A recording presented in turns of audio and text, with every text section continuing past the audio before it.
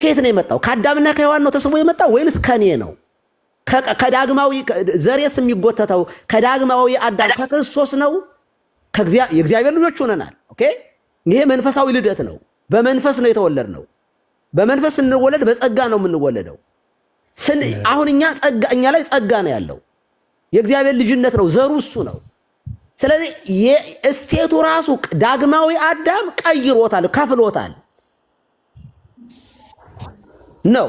አልፎ የአዳም ማንነት ወደኛ የሚመጣበት ነገር አለ ከሆነ ምንም ከኦገስቲን የተሻለ ትምህርት አለን ብሎ ለማብራራት መሞከር ራሱን የቻለ እንትን ነው የሚሆነው።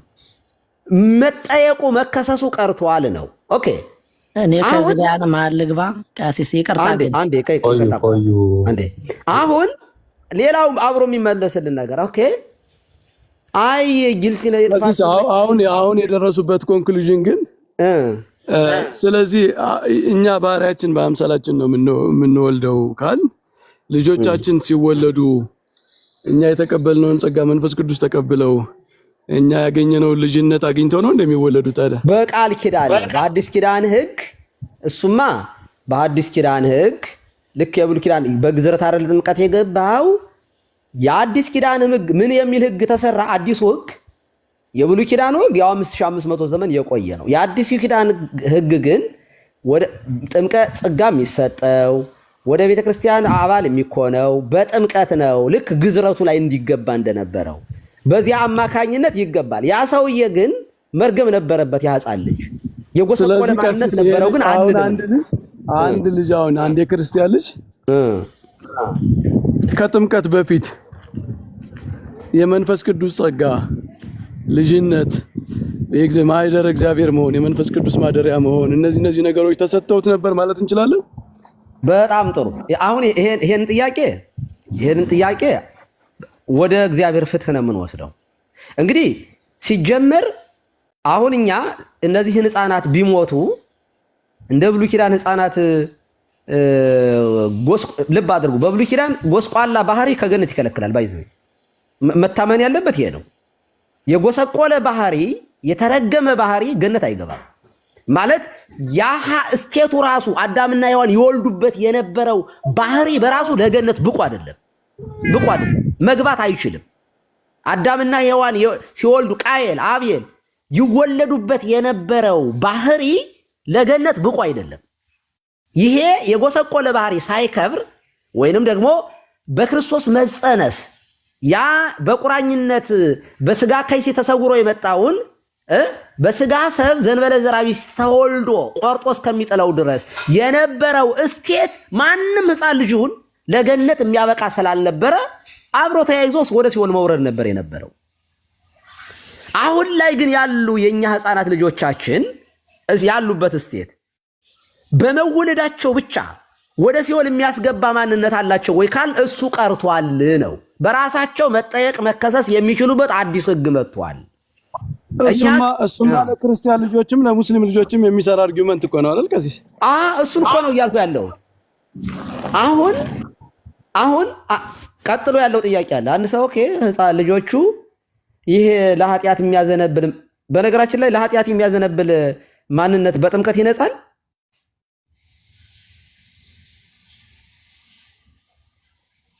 ጥያቄ የሚመልስልኝ ይሄንን ጥያቄ በጥምቀት ይነጻል። እዚህ ያሁኑን ጥያቄ ግን አልመለሱልኝም በእውነቱ።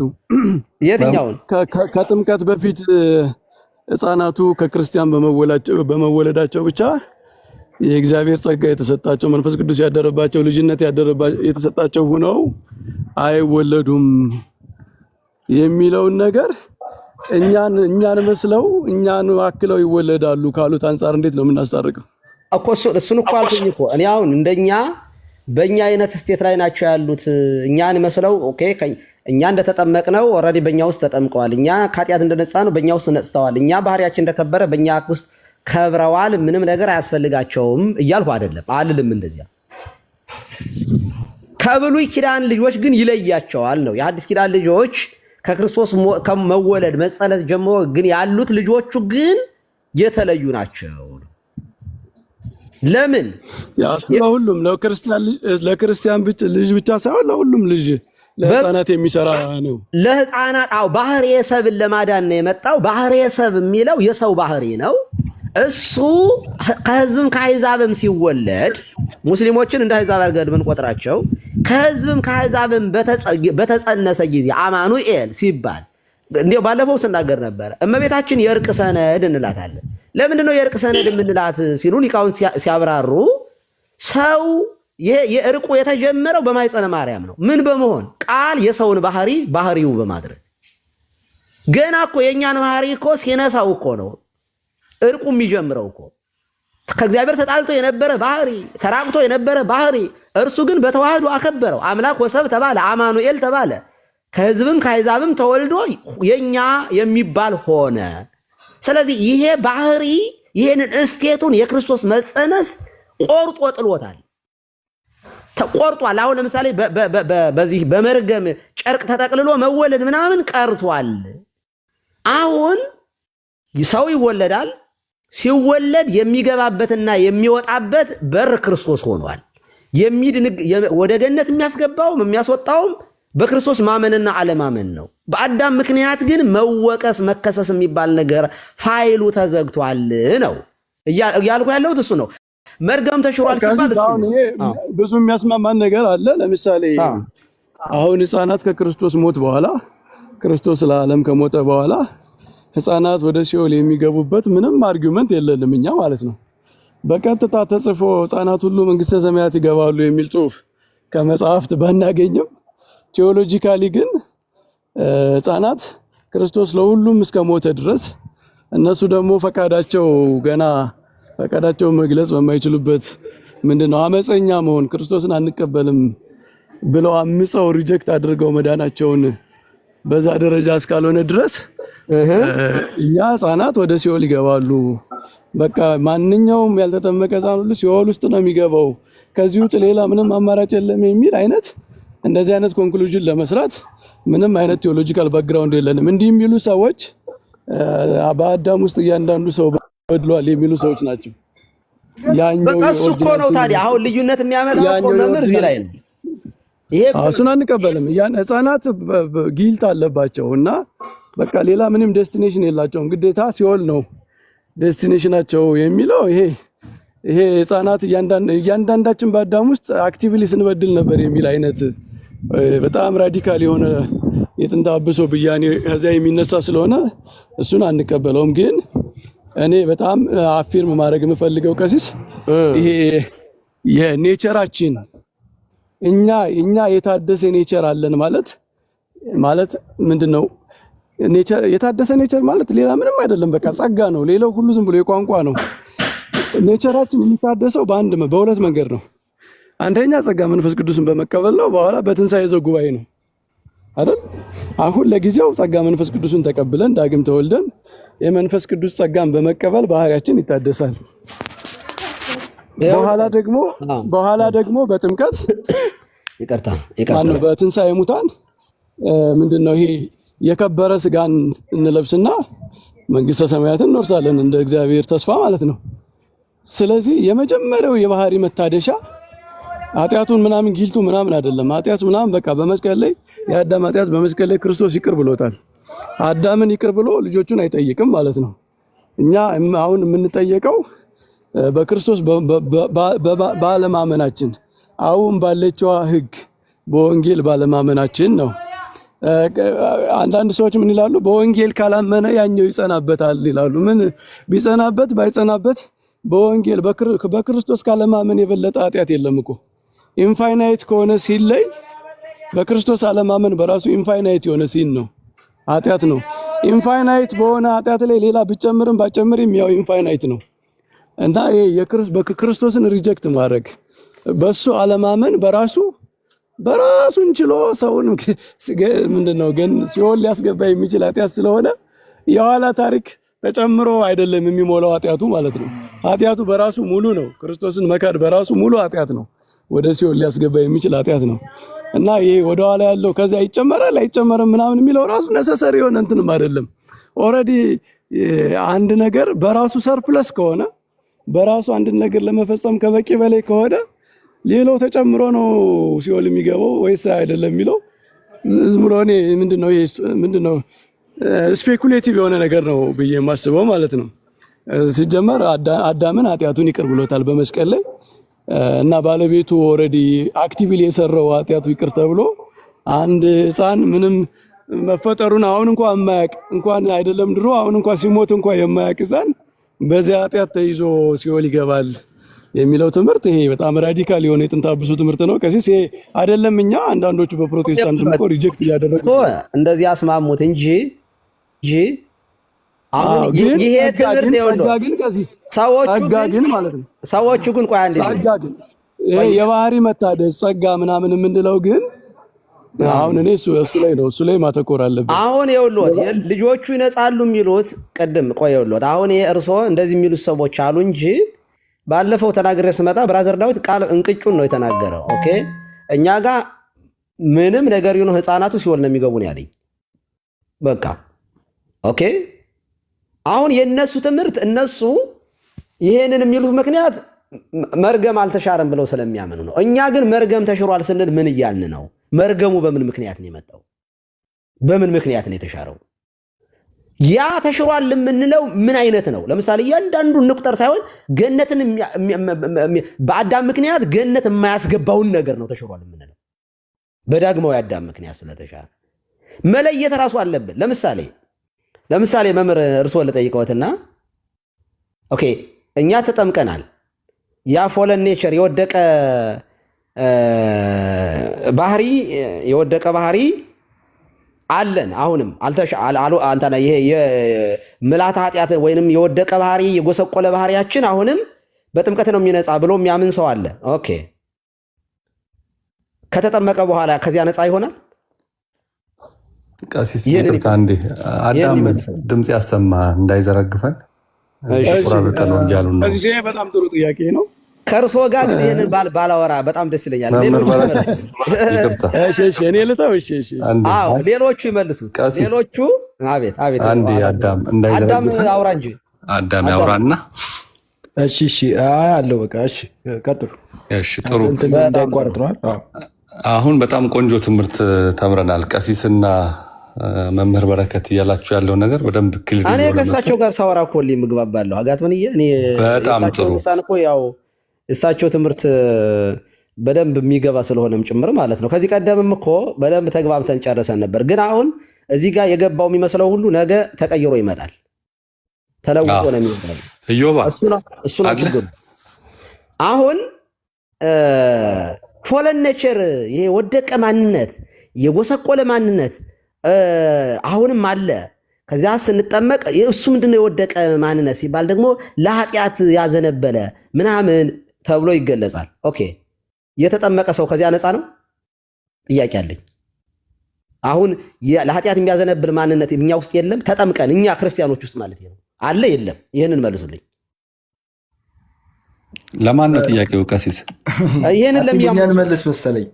አቲንከስ አሁንም አለ ከአምነን ከተጠመቅንም በኋላ ይሄ ሙሉ በሙሉ እንትን አይልም በጥምቀት አሁን ከሱ የሱ በሙሉ አይቀየርም አይደል? አዳምሻ ኖ አይ እነዚህ ነገሮች በሙሉ የሚወገዱት ይሄ መክበር የሚባለው አለ አይደለ? በመጨረሻው ጊዜ ስጋችን ሲከብር ከስጋችን ጋር የሚሆነው ነገር ነው። እዚያ ሳትደርስ ይኸውልህ መልስ አላት ቤተክርስቲያን ለዚህ። ይኸውልህ ተሽሯል ስትል በምላት ነው ተሽሯል የምትለው። አሁን የቀሩት ነገሮች ራሳቸውን ችለው ከገነት የሚከለክሉ አይደሉም። እሱ ትንሣኤ ዘጉባኤ ሌላ ነገር ነው። ትንሣኤ ጉባኤ ሳይመጣ እኔ አሁን ዛሬ በሞት ገነት እኮ መግባት አለብኝ በነፍሴ።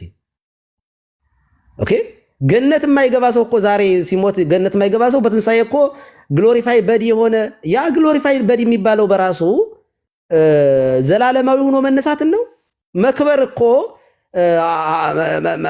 ዘላለማዊ መሆንን ጭምር መናገር ስለሆነ እሱ በኋላ በደንብ እንናገረዋለን። ግን ዛሬ በገነት የሌለች ነፍስ በዚያን ሰዓት ላይ የበሰበሰ ስጋዋን ተዋህዳ ተነስታ መንግስተ ሰማያት ልትገባ ስለማትችል ማለት ነው።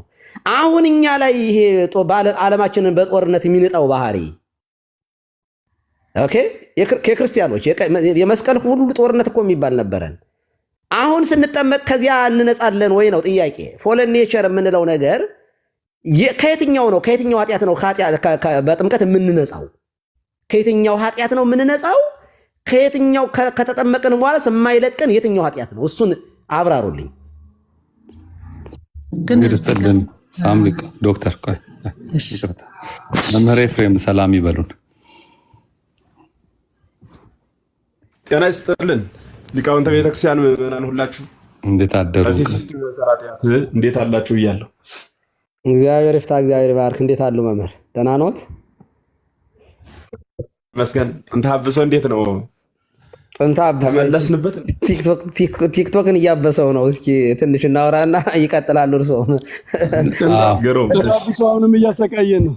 መምህር በረከት አሁን ከቀሲስ ጋር ጥሩ ሄዳችኋል። የመጨረሻውን ፖይንት አሁን ከታች ሚስ አንደርስታንድ ያደርጉ ከእሳቸው ጋር እናወራ። የሚመልሰው ከሌለ ከእሳቸው ጋር እናወራ። አዎ ቀሲስ እንዲናርገው እየቋጨ ነው። ለምን እዚህም ያለው ሰዓት ያውቃሉ እርሶ። ስንት ሰዓት ሌሊት ኦቨርናይት ስለሆነ እናሳድረዋለን። እንትን ማይል ከሆነ እስካሁን ባለው ነገር መምህር በረከት ተግባብታችኋል። አሁን ቁልፏ ነገር ገና ናት። አጋት ገና አልተመለሰችም። እኩል እንመጣ ነው። ገና ወደ ጥያቄ ልገባ ነው። ችግር የለም ቀሲስ። መምህር በረከት እስካሁን በተነጋገርነው ነገር ላይ በቃ ጥሩ መግባባት ላይ ደርሰናል። የመጨረሻዋ ፖይንት ቅድም የተባለውን ነገር ያብራሩና በዛ መልክ ቢገልጹት መልካም ነው ብዬ ስለማስብ ማለት ነው። ይቀጥሉ መምህር በረከት። ቅዱስ ጳውሎስ ሮሜ 8 ላይ የሚለው ነገር አለ እንደ ስጋ ፈቃድ እንደ መንፈስ ፈቃድ እንጂ እንደ ስጋ ፈቃድ በማንመላለስ በእኛ ኃጢአትን ምንድነው ኮነነ የሚል ማለት ነው። እና በመንፈስ አሁን ጥምቀት ምንድነው የሚያደርገው? ስትራግሉ ምናምን ፈተናው ቴምፕቴሽኑ መፈተኑ በጥምቀት ማለት እዚህ ዓለም ላይ እስካለን ድረስ ማጥያት የበዛበት ዓለም ፈተና የበዛበት ዓለም እስካለ ድረስ ባህሪያችንን ሙሉ በሙሉ አሁን ጥምቀት ላይ ሞታችንና ትንሳኤያችን ሳክራመንታሊ ሞታችንና ትንሳኤያችን ታውጇል። አሁን ጥምቀት ላይ ግን ያ ባህሪያችን ሙሉ በሙሉ ከብሮ የሚያልቀው ቅድም እንዳልነው በትንሳኤ ሙታን ነው። ጥምቀት ግን ምንድነው የሚያደርገን? ጸጋ እናገኛለን። የመንፈስ ቅዱስን ጸጋ እናገኛለን ማለት ነው። ይሄ የመንፈስ ቅዱስ ጸጋ ከምንድን ነው የሚያላቅቀን? ይሄ የመንፈስ ቅዱስ ጸጋ የሚያላቅቀን ከኃጢአት ዶሚኔት እንዳያረገን ማለት እንዳይሰለጥንብን ማለት ምንድነው? ኃጢአት መውደቅ፣ መነሳት፣ መድከም ምናምን አይደለም። ድካም ምናምን በባህሪያችን ውስጥ ይኖራል። ቅድም እንዳልነው ሙሉ በሙሉ ይሄ ደካማው ስጋችንን ቅዱስ ጳውሎስ ምንድነው በውርደት ይዘራል በክብር ይነሳል የሚለው እሱ እስከሚደርስ ድረስ በድካም መውደቅ መነሳት የለም ማለት አይደለም። ግን አንድ ክርስቲያን ከሌላ የሚለየው በምንድነው ካል ክርስቲያን ኃጢአት ሊወድቅ ሊነሳ ይችላል። ኃጢአት ግን ባርነት አይይዘውም። ኃጢአት ዶሚኔት አድርጎ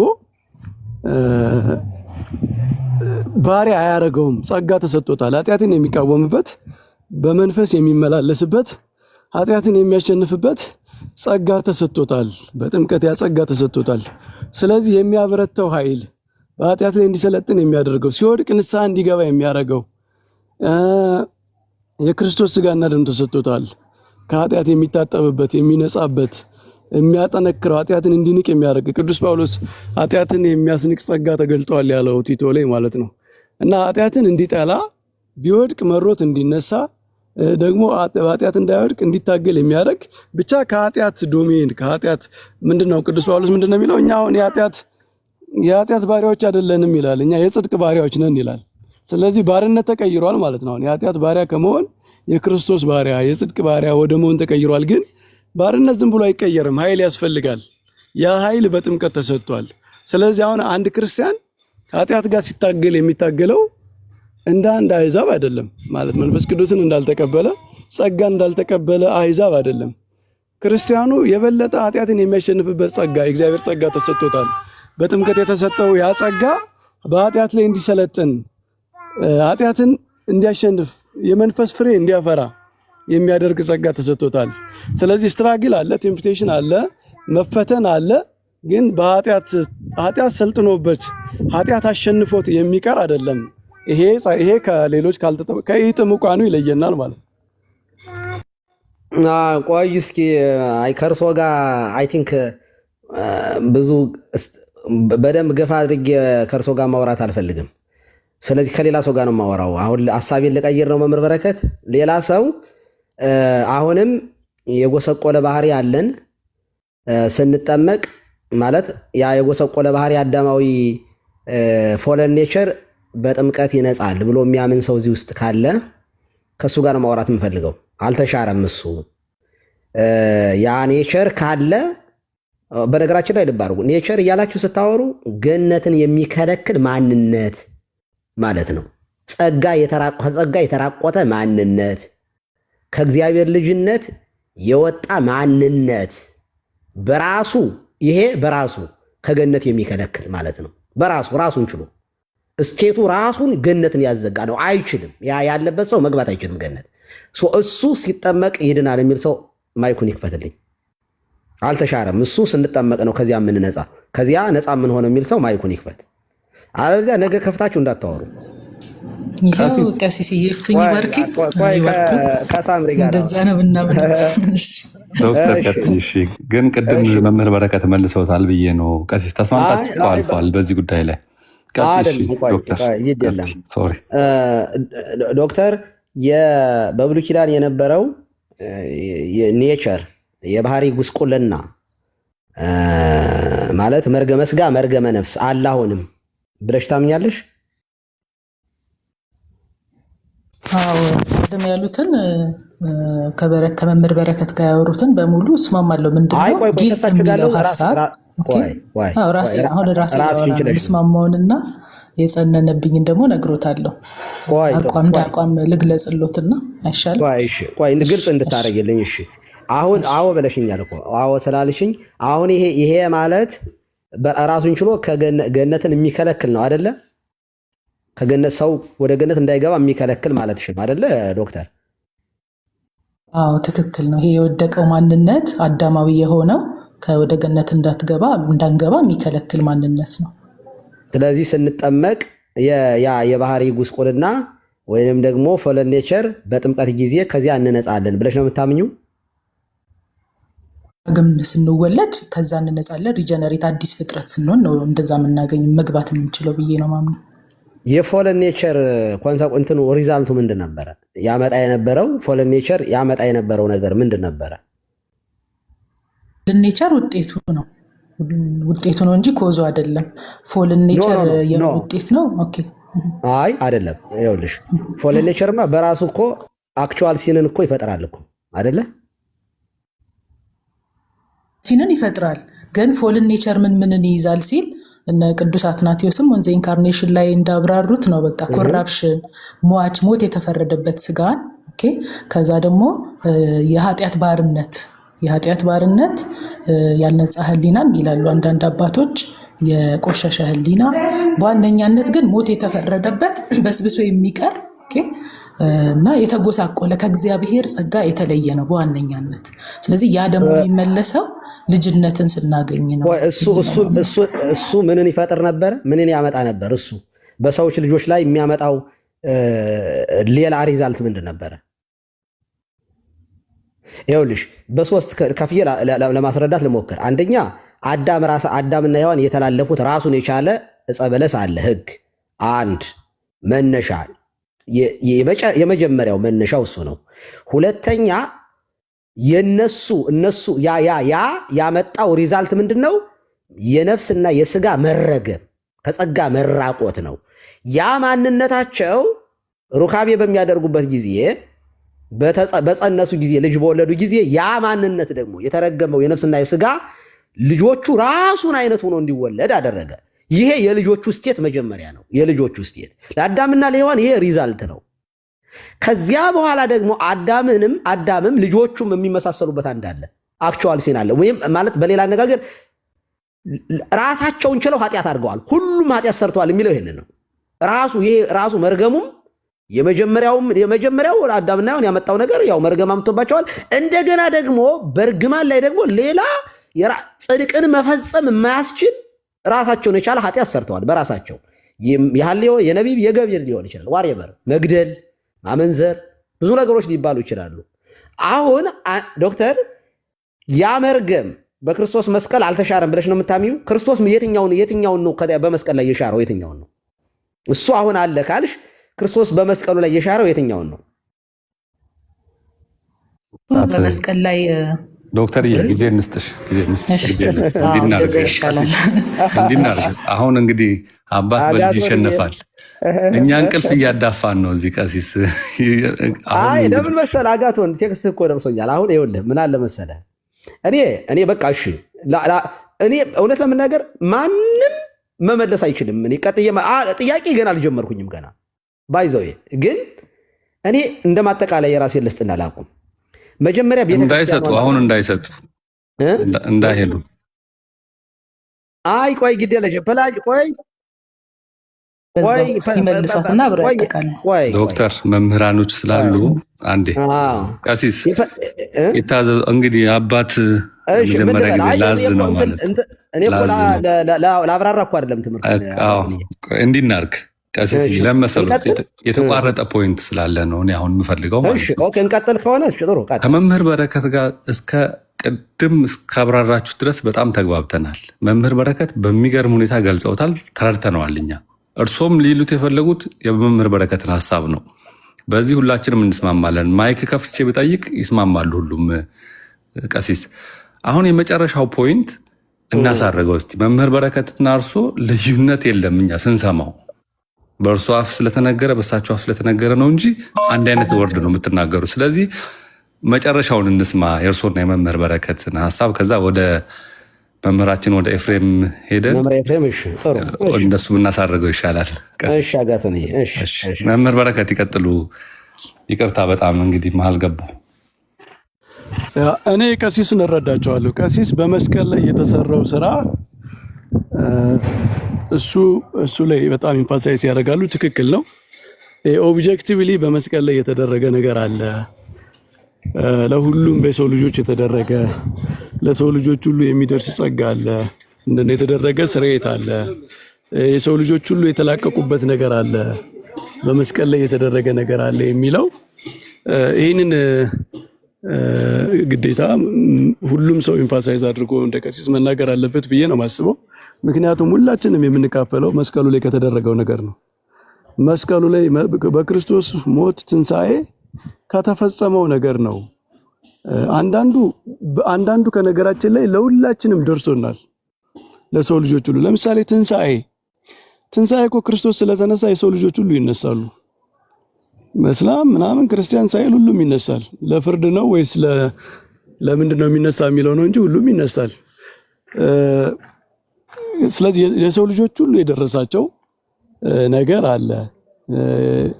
ከአዳም ጋር የተያያዘው ነገር በመስቀል ላይ ክርስቶስ በመስቀል ላይ የጨረሰው ዓለምን ሁሉ ይቅር ብለዋል። በቃ የሚያደርጉትን አያውቁም ይቅር በላቸው ብሎ ስርየተ ኃጢአትን በመስቀል ላይ ሰጥቷል። ያንን መቀበል ነው የሰው ልጅ አሁን የሚያስፈልገው የሚለው የመስቀሉን ጉዳይ በጣም ኦብጀክቲቭሊ ስትሮንግሊ እዛ ላይ ያለቀውን የተሰራውን ነገር የማጉላት ነው።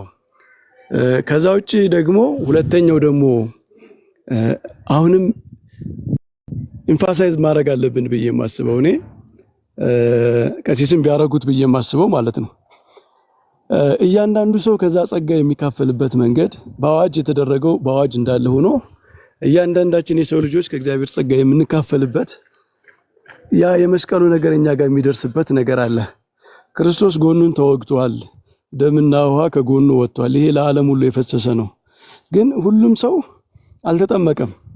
ከክርስቶስ ጎን ደምና ውሃ ቢፈስም ይሄ ለዓለም ሁሉ የፈሰሰ የተደረገ ቢሆንም ሁሉም ሰው ግን ሄዶ ከዛ ከክርስቶስ ጎን ከፈሰሰው ውሃ ተጠምቆ ከክርስቶስ ጎን ከፈሰሰው ደም ጠጥቶ ከኃጢአቱ ታጥቦ የዘላለም ሕይወት የሚያወርሰውን ጸጋ ለመቀበል መቀበል ይጠይቃል። ስለዚህ ሰብጀክቲቭ የሆነ አስፔክት ደግሞ አለው ማለት ነው። ሰብጀክቲቭሊ እያንዳንዳችን ለእያንዳንዱ ሰው የሚፈጸምለት ነገር ማለት ነው እና ለእያንዳንዱ ሰው የሚፈጸምለት ነገር የመስቀሉ ውጤት ነው። ከመስቀሉ ላይ የተደረገ ነው፣ ግን እያንዳንዱ ሰው የሚቀበለው ነገር ነው እና ከዚህ ውስጥ እያንዳንዱ ሰው ከሚቀበለው ነገር ውስጥ አንዱ ስርየተ ኃጢአት ጸጋ የሚለው በቤተ ክርስቲያናችን ሲተረጎም ምንድን ነው የሚለው? ስርየተ ኃጢአት አዩ ከመመላእክት ጸጋ መንፈስ ቅዱስ የመንፈስ ቅዱስ ጸጋ እነዚህ የመሳሰሉ ገቢረ ተአምራት ወመንክራት እነዚህ እያንዳንዱ ሰው ጸጋ ሲሰጠው የሚፈጸሙለት ናቸው እና በመንፈስ ቅዱስ ነው በቃ ክሪቲካል የሰው የመዳን አንድ ሰው መንፈስ ቅዱስ በውስጡ ካላደረ ካልተመለሰለት ዳና ማለት አይቻልም።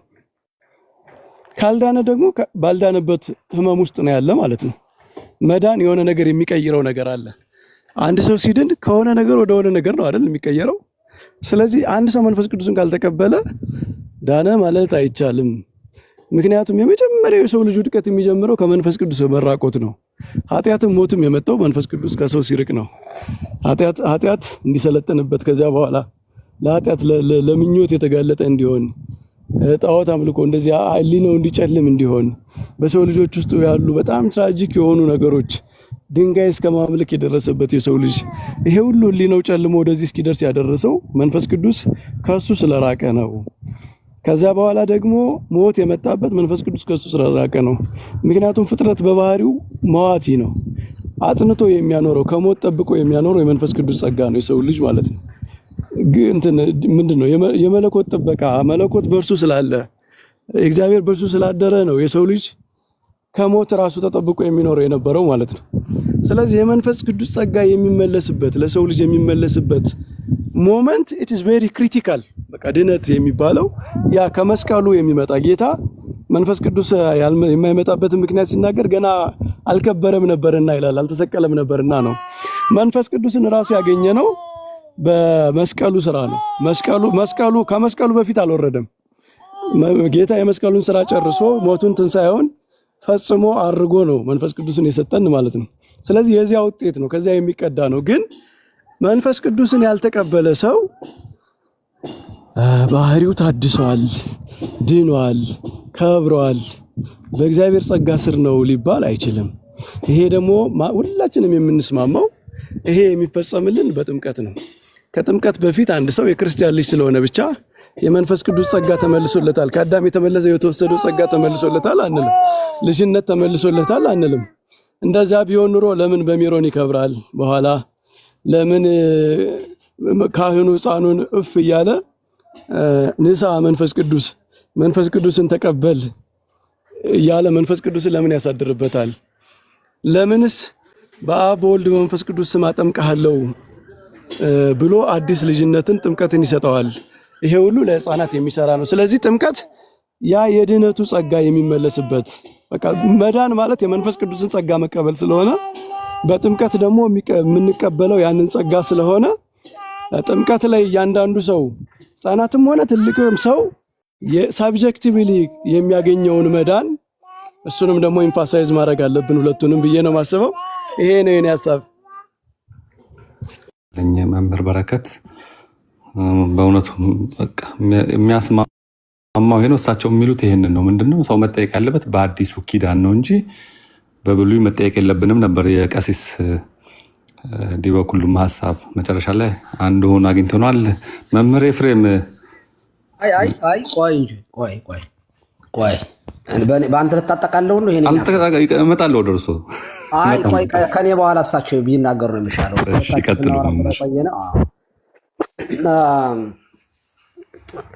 ምንድነው እኔ አሁንም አጽንኦት የምሰጠው በመጀመሪያ ቤተክርስቲያን የምትለውን ነገር መጀመሪያ እንረዳው። እኔ እንደ ማሳሰቢያ የምሰጠው እሱን ነው። የመምህርም ኤፍሬም እዚህ አሉ።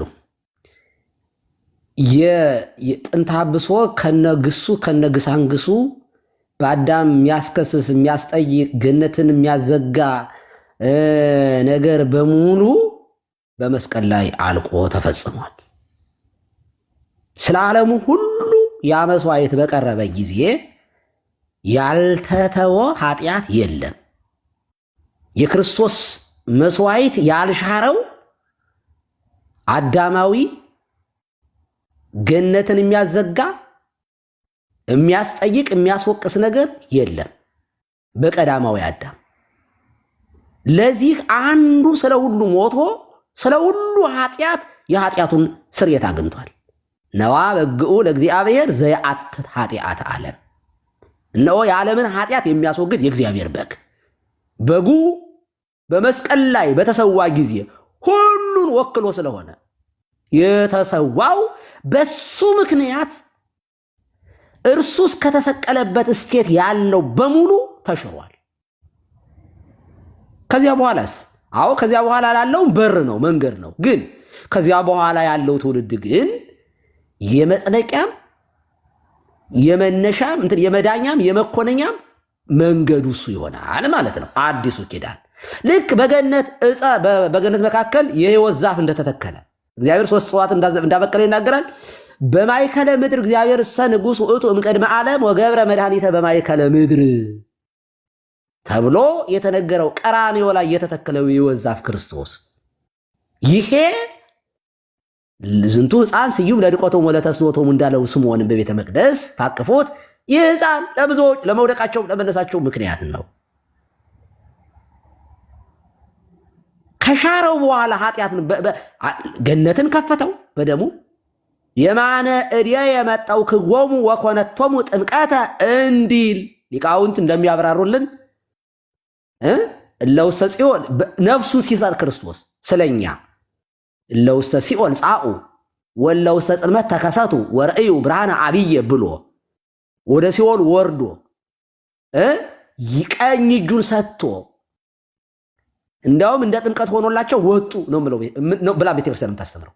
ወደ ሲኦል ወርዶ ነፍሳትን ብዝብዝብዝብዝ አድርጎ ወበርበር አለ። ሲኦል በዝብዞ በርብሮ ምንም ከዲያብሎስ እጅ የቀረ የለም። ዲያብሎስ በኃይሉ ተቆራኝቶ በኃይሉ ያስቀረው ሲኦል ውስጥ የለም። ክርስቶስ ሞኦ ለሞት ሞትን አሸንፎ ሞትን ሽሮ በሞቱ አጥፍቶ አረገ ውስጥ አርያም ጽያው ወከጽያዋ ወሃከ ጸጋቀል ምርኮን ማርኮ ወደ ሰማይ አርጓል ነው የሚለው መጽሐፍ። ስለዚህ ጨርሶታል፣ ደምድሞታል። ምንም አይነት እንጠፍጣፊ ነገር በአዳም ምክንያት ገነት ልክ እሱ ሲሽረው ገነት ተከፈተ። ፈያታዊ ቀድሞ ገባ። አዳም ዋነኛው የኃጢአት ቁንጮ አዳም ነው። በሱ ምክንያት እሱን ገነት አስገብቶ ሌላው የሚቀር አለ ብሎ ማሰብ በነገራችን ላይ የኃጢአተኛ ሁሉ አለቃ እሱ ነው። ምክንያቱም ኃጢአትን የጀመራት እሱ ነው። እኛማ በዚያ እኮ በባህሪው ጉስቁልና ስለተወለድን ነው።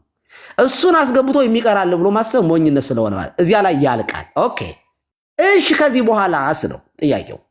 ከዚህ በኋላማ አዲስ ኪዳን ነው። ብሉይ ኪዳን ተደመደመና አዲሱ ኪዳን ይጀምራል። አዲስ ኪዳን ማን ነው? ክርስቶስ። ምን የሚያደርግ ነው? የክርስቶስ ያመኑበት የዘላለም ሕይወትን የሚወርሱበት፣ ያላመኑበት የዘላለም ኩነኔን የሚኮነኑበት ነው። ስለዚህ በክርስቶስ አለማመን አሁን ምንድነው? ኃጢአት ነው። እንዴት? ይኸው ዮሐንስ ወንጌል ምዕራፍ 16 ቁጥር 6 ላይ ስትሄዱ አጽናኙ ልልካለሁ፣ ሲመጣ አጽናኙ ስለ ዓለምን፣ ስለ ኃጢአት፣ ስለ ጽድቅ፣ ስለ ፍርድ ይወቅሳል። ስለ ኃጢአት በእኔ ስለማያምኑ ነው አለ። ኦኬ፣ በክርስቶስ አለማመን ኃጢአት ነው? የስ እንዴ ዕዳ ነው፣ በደል ነው። ሞቶ ስለ ኃጢአታችን ሞቶ ስለ ጽድቃችን ተነስቶ ይህንን አለማመን ከዚህ የባሰ ፍርድ የለም። ፍዳውም ኩነኔውም የባሰ ነው ከብሉይ ኪዳኑ። ያ በዘመናት ተገጥቷል በ5500 ይሄ ግን ዘላለማዊ ነው። እናማ የሐዋርያት ሥራ ምዕራፍ 2 ላይ ሄዱና ሰበኩ እና ምን እናድርግ ሲሉ ኃጢአታችሁ ይደመሰስ ዘንድ በኢየሱስ ክርስቶስ ስም ተጠመቁ፣ መንፈስ ቅዱስ ጸጋ ትቀበላላችሁ። ለምን? መንፈስ ቅዱስ አጽናኙ መጥቶ ወቀሰ። በባለ 50 በሐዋርያት ላይ አድሮ ሰበከ። ንስሐ ገቡ አላቸው። ልባቸው ተነካ፣ ተጠመቁ። የኃጢአት ስርየት አላገኙ። የኃጢአት ስርየት ምንድነው? ጌታ ምን ብሎ ተናግሮ ነበረ? መንፈስ ቅዱስ ሲመጣ ስለ ኃጢአት ይወቅሳል። የኃጢአት ደግሞ በእኔ አለማመን ነው። አያችሁ? ወነአምን በኃጢአት ጥምቀት ለስርየት ኃጢአት በምስጢር በአንዲት ጥምቀት እናምናለን ነው። ስለዚህ ቤተ ክርስቲያን መርገም ተሽሯል። ወሰአረ እምኔነ መርገመ ወገብረ ሰላመ በማእከሌነ በመስቀሉ ወበትንሣኤው ቅድስት። ጎርጎርዮስ የሚናገረው ይሄን ነው። ዋሳፈረ ኃጢአተ በዲበ ምድር ወሰአረ እምኔነ መርገመ። ቅዱስ ኤፍሬም ወሰጠጠ መጽሐፈ ዕዳሆሙ ለአዳም ወለሔዋን ወረሰዮሙ አጋዝያነ ዘተወልደ ለነ በአገረ ዳዊት። እንዳውም ቀጥሎ ወኩሉ ፍጥረት ተፈጽሐ በምጽአትከ እስመ አዳንኮ ለአዳም ስተት። እንዳውም ወኩሉ ፍጥረት ሲል ፍጥረት ሁሉ ምክንያቱም በአዳም ምክንያት ሌላው ፍጥረት ሁሉ አብሮ ተረግሞ ነበረ። እናም ክርስቶስ ፋሲካችን በታረደ ጊዜ ወምድርኒ ትገብር ፋሲካ ታጽባ በደመ ክርስቶስ ምድር እንኳ ከአዳም የተነሳ ተረግማይል ከአንተ የተነሳ ምድር የተረገመች ትሁን ብሎት ያልነበረ ከቀዳማዊ አዳም የተነሳ ደሙሳ ምድር ራሷ ሐሴት አደረገች። ለምን? ደሙ ፈሶባት ታጥባ ተቀድሳ እና እስቴቱ ይኸው መካከለኛው ክርስቶስ ነው የሚጀምረው። የመውደቃም የመነሻም ዛሬ ያነው ነው። አሁን አንድ ነገር ብዬ ላጠቃል።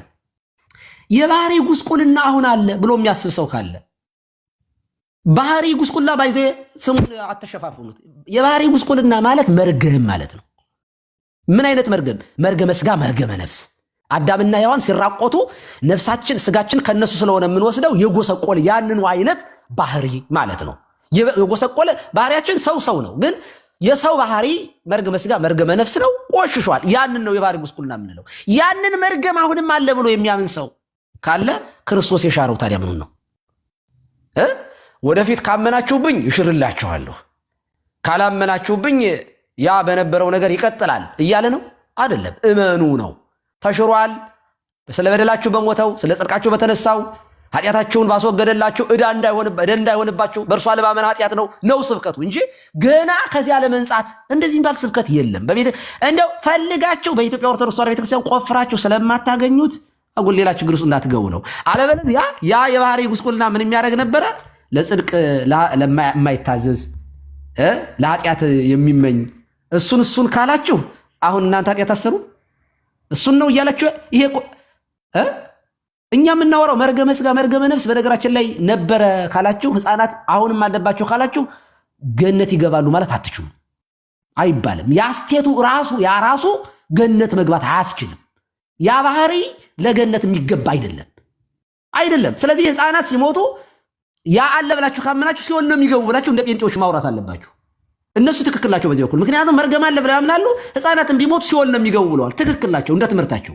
ምክንያቱም በብሉይ ኪዳን የነበሩ ህፃናት ያ ያለባቸው ሲኦል ነው የሚገቡ። አሁንም ያ ካለ ያ ካልተወገደ በምን ምክንያት ሊገቡ ይችላሉ? አይገቡም።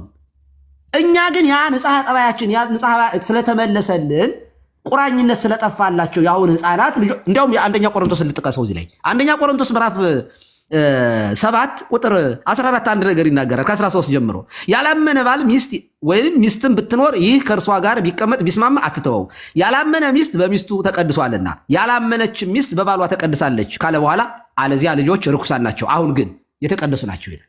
ልጆቹ ለምን የተቀደሱ ናቸው ይላል። ልጆቹ ለምን ያመነች ሆና ሁለቱ አንደኛው ያላመነችው ባመነው ተስማምታ ከኖረች ሲወልዱ ልጆቹ ምንድናቸው? የተቀደሱ ናቸው አለ። ካልሆነስ ርኩሳን ናቸው፣ አያምኑም፣ ያላመኑ ናቸው። ምክንያቱም ያላመኑ ናቸው። ያላመነ ከሆነ ልጅን በሚሄድበት መንገድ ምራው ሲያድ ከሱ አይፈቀቅ አይልም ነው። ያው ራሳቸውን ሆነው ነው የሚያድጉት። የሙስሊም ልጅ ሙስሊም ሆኖ ነው የሚያድገው። በዛው ነው በጉስቁልናው በዛው ውስጥ ነው። ከአዳማዊ ማንነት ጋር ግን አይያዝም። ይሄ ከሰዎቹ ከወላጆቹ አለማመን ከሚኖሩበት ህይወት የተነሳ ነው ልጆቹም ርኩሳን የሚሆኑት።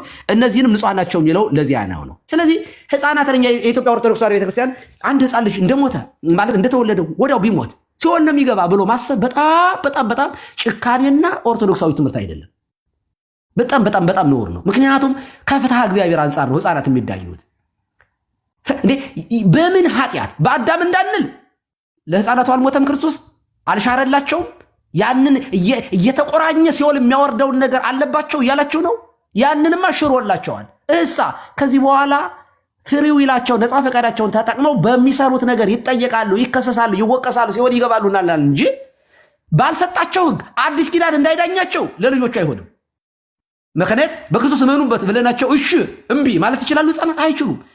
በሌለ ህግ በየትኛው ህግ ነው የሚዳኛቸው ክርስቶስ እና ሲኦል የሚያስገባቸው?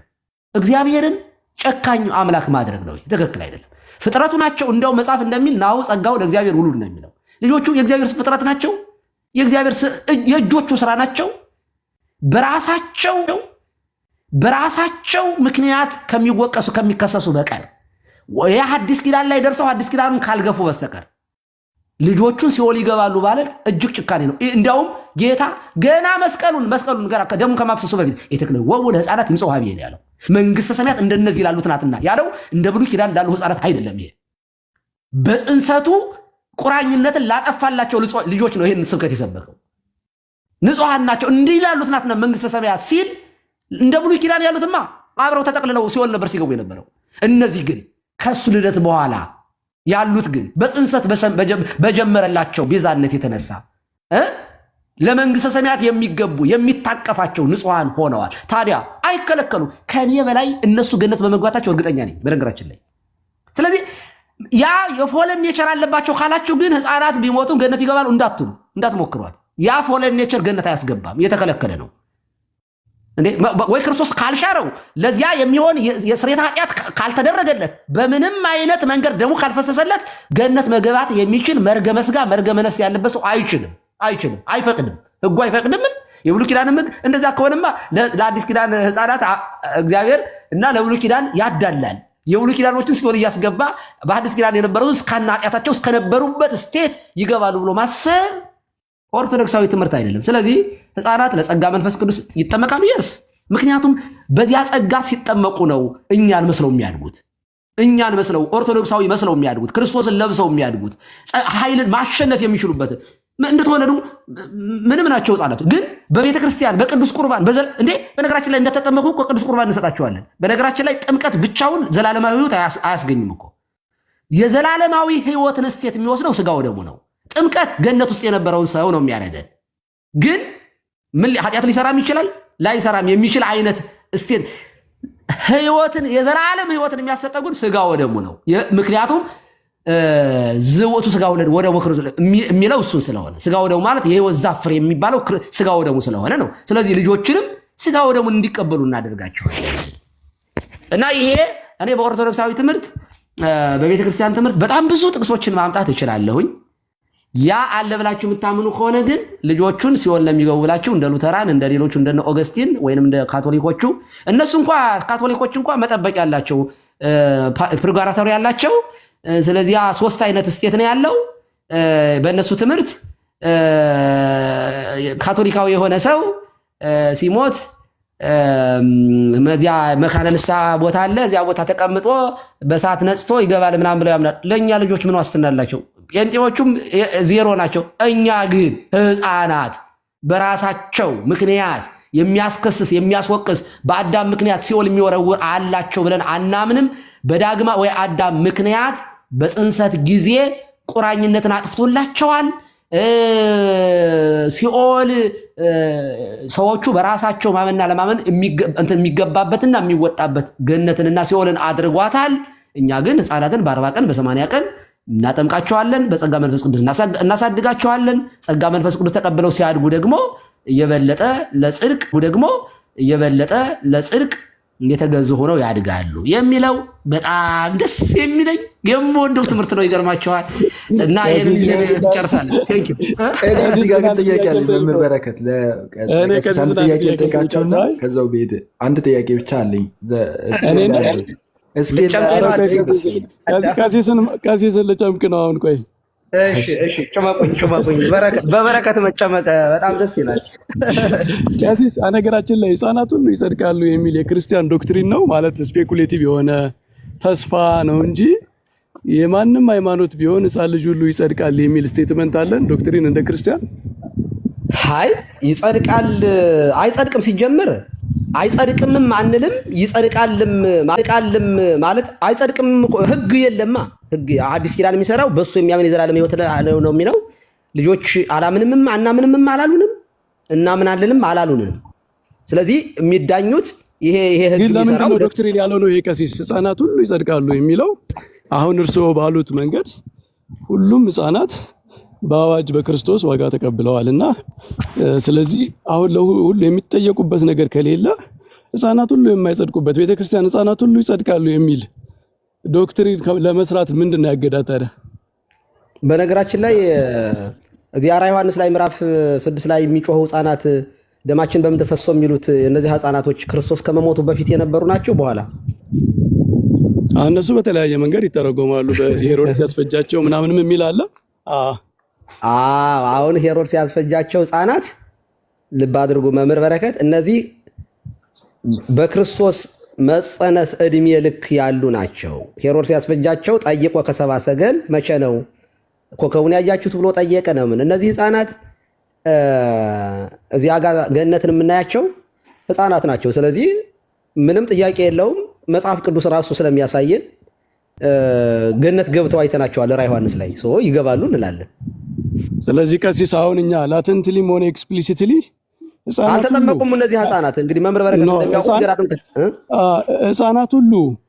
ህፃናት ሁሉ ይጠምቃሉ ይጸድቃሉ የሚል ዶክትሪን ግን የለንም አይደል? የለንም። ግን ይኮነናሉ የሚል ደግሞ የለንማ። የሚያስኮንን ደግሞ ህግ የላቸውማ። ከሌለ አንከለክላቸውም። እርስዎ ባሉት አሁን ኮንስትራክት ባደረጉት ቴዎሎጂ መሰረት ነሰሰሪ ኮንክሉዥን ነው ህፃናት ሁሉ ይጸድቃሉ የሚለው ኦፕሽን ሳይሆን ነሰሰሪ ኮንክሉዥን ነው መሆን ያለበት። አይ መሆን አለበት የለበትም ለምን እንዳልሆነ አብረን የምናጣው ነው። ግን መከራከር ማውራት ካለብን እናውራበት። መምህር በረከት ሁለተኛ ደግሞ ቀሲስ ምን ይሆናል መሰለኝ፣ ቆዩ እዚህ ላይ ቆዩ። መምህር በረከት ለምሳሌ እርስዎ ህፃናትን በየትኛው ህግ ሲኦል ይገባሉ ብለው ያምናሉ? በየትኛው ህግ? በብሉይ ኪዳን ወይስ በአዲስ ኪዳን? በየትኛው? ኖ እኔ እኮ ቀሲስ ህፃናት ሁሉ ሲኦል ይገባሉ ብዬ አላምንም። ግን ፎለን ኔቸር ካለባቸው ግን መግባት አይችሉም። እግዚአብሔር ባወቀ አሁን የእግዚአብሔርን ፍርድ በህፃናት ጉዳይ እኛ ሆፕ ነው ያለን ማለት ነሰሰሪ የሆነ ቴዎሎጂካል ኮንክሉዥን ሰርተን ቤተክርስቲያን አሁን ለምሳሌ የታወቀ ትምህርት አላት፣ የጠራ ትምህርት ስለ እያንዳንዱ ነገር፣ ስለ ስጋዊ፣ ስለ ፍርድ፣ የሰው ልጅ በሚፈረድበት ሁኔታ ምናምን ማቹር ለሆኑ ሰዎች። ህፃናት ለሆኑት ግን ቤተክርስቲያን በአዋጅ ህፃናት ሁሉ ወደ መንግስተ ሰማያት ለምን እርግጠኛ ለምን መጽሐፍ ቅዱሳዊ ላድርግልዎት? ይኸውልዎት ህፃናትን ገነት ይገባሉ እርግጠኛ ነኝ ከራሴ በላይ ስል ምንድነው ማስረጃህ ብለው ይጠይቁኝ። ኖ ቀሲስ የእርስዎን እኮ አይደለም እንደ ቤተክርስቲያን እንደዚህ አይነት ዶክትሪን አለ። እንደ ቤተክርስቲያን እኮ ሲኦል ይገባሉ የሚል ትምህርት የላትማ። ከሌላት እኮ የሌለ ነገር ይገባሉ የሚል ሳላት ሁሉም ገነት ይገባሉ የሚል ገነት ይገባሉማ የሚልማ ማስረጃ አለኝ። ስለዚህ ቤተክርስቲያን እንደዛ ነው የምታምነው ብለው ነው ሰው የሚያስቡት። ህፃናት ሲኦል ይገባሉ የሚል ትምህርት የላትም። እኔ አሁን መምህራንን የአብነት መምህራን በጣም ብዙ በተሰበሰቡት ይህን ጥያቄ አንስተነው እናውቃለን። ህፃናትን ቁራኝነትን ካጠፋላቸው መርገምን ከሻረላቸው የሚያስጠይቃቸው የሚያስወቅሳቸውን ነገር ክርስቶስ ባህሪያቸውን ካከበረላቸው በራሳቸው ኃጢአት አላምንም ብለው እስካላሉ ድረስ ወይንም ደግሞ የአዲሱ ኪዳን ህግ ተጠይቀው እሺ እምቢ እስካላሉ ድረስ አይጠየቁም። ራሱ ጌታ ወደ እኔ ይምጡ መንግስተ ሰማያት እንደነዚህ ላሉት ናት ብሏል። በቃ አትከልክሏቸው ብሏል ካለ ስለዚህ ቀሲስ ይሄ እኮ ፕሪዲስቲኔሽን አይሆንም። አንድ ሰው በህፃንነቱ ሲሞት በቃ እግዚአብሔር ለዘላለም ህይወት ፕሪዲስታይን አድርጎታል ማለት ነው። እንዴት ህፃን ልጅ ሳይሆን የሚወለዳል? ፕሪዲስቲኔሽን እኮ የሚሰራው እኮ የተመረጡ ሰዎች ቅድሚያ እግዚአብሔር አስቀድሞ ሁላችንም እኮ ህፃን ሆነን የተወለድ እንደዚያ የሚባለው አንድ ሰው ቢያድግ በነፃ ፈቃዱ ላይ በተወሰነ ሁኔታ ወደ ሲኦልም ወደ ገነትም ሊሄድ ይችላል። አንኮንዲሽናል ኢሌክሽን ባለበት ፕሪዲስቲኔሽን በህፃንነቱ ከሞተ ግን ባይ ዲፎልት መንግስተ ሰማያት ነው የሚገባ ማለት ነው። ፕሪዲስታይንድ ነው ማለት ነው ለመንግስተ ሰማያት አይደለም። ፕሪዲስታይንድ የሚባለው የተወሰኑ ሰዎች ለምሳሌ ፕሪዲስቲኔሽን የሚነገረው ከአንኮንዲሽናል ኢሌክሽን ጋራ አብሮ የሚያዝ ትምህርት ነው። ይሄኛው ማንኛውም ሰው የሚወለድበት ነገር ነው። አሁን እኮ ይኸውልዎት መምህር በረከት አሁን እግዚአብሔር ዳኛ ነው። ይኸውልዎት ካህን ነው፣ ሊቀ ካህናት ነው፣ ንጉስ ነው። ሁለቱንም ክህነትንም መንግስትንም ነው ገንዘቡ ያደረገው በተዋህዶ ጊዜ። አሁን ይሄ ንጉስ ከምን አንጻር ህግ አውጥቷል? ህግ አውጥቶ በእኔ የሚያምን የዘላለም ህይወት አለው አለ፣ ያላመነ ይፈረድበታል የሚል ህግ አወጣ። የመግቢያ ይሄ ነው አለ። እነዚህን አሁን ይሄንን ለልጆቹ ይሄ ህግ ይሰራል ወይ ነው? አይሰራም። እንኳን እግዚአብሔር አይደለም በዚህ ህግ ሊዳኛቸው እኔ ራሱ አልዳኛቸውም። ለምሳሌ ህፃናት ሊያረጉት የማይችሉትን ህግ አውጥቼ አድርጎ አልልም። በእግርህ ሂድ ልለው አልችልም። ህፃን ልጅ ካልሄድክ እደበድብሃለሁ ልለው አልችልም። እኔ የማላረገውን እግዚአብሔር አያደርገውም። ከዳኝነቱ አንጻር ነው ህፃናት የሚዳኙት ነው። ከዳኝነቱ አንጻር እኮ ኦልሬዲ ቀሲስ አሁን አንድ ሰው ለምሳሌ በዓለም ላይ በቀን በሚሊዮን የሚቆጠሩ ህፃናት ሊሞቱ ይችላሉ።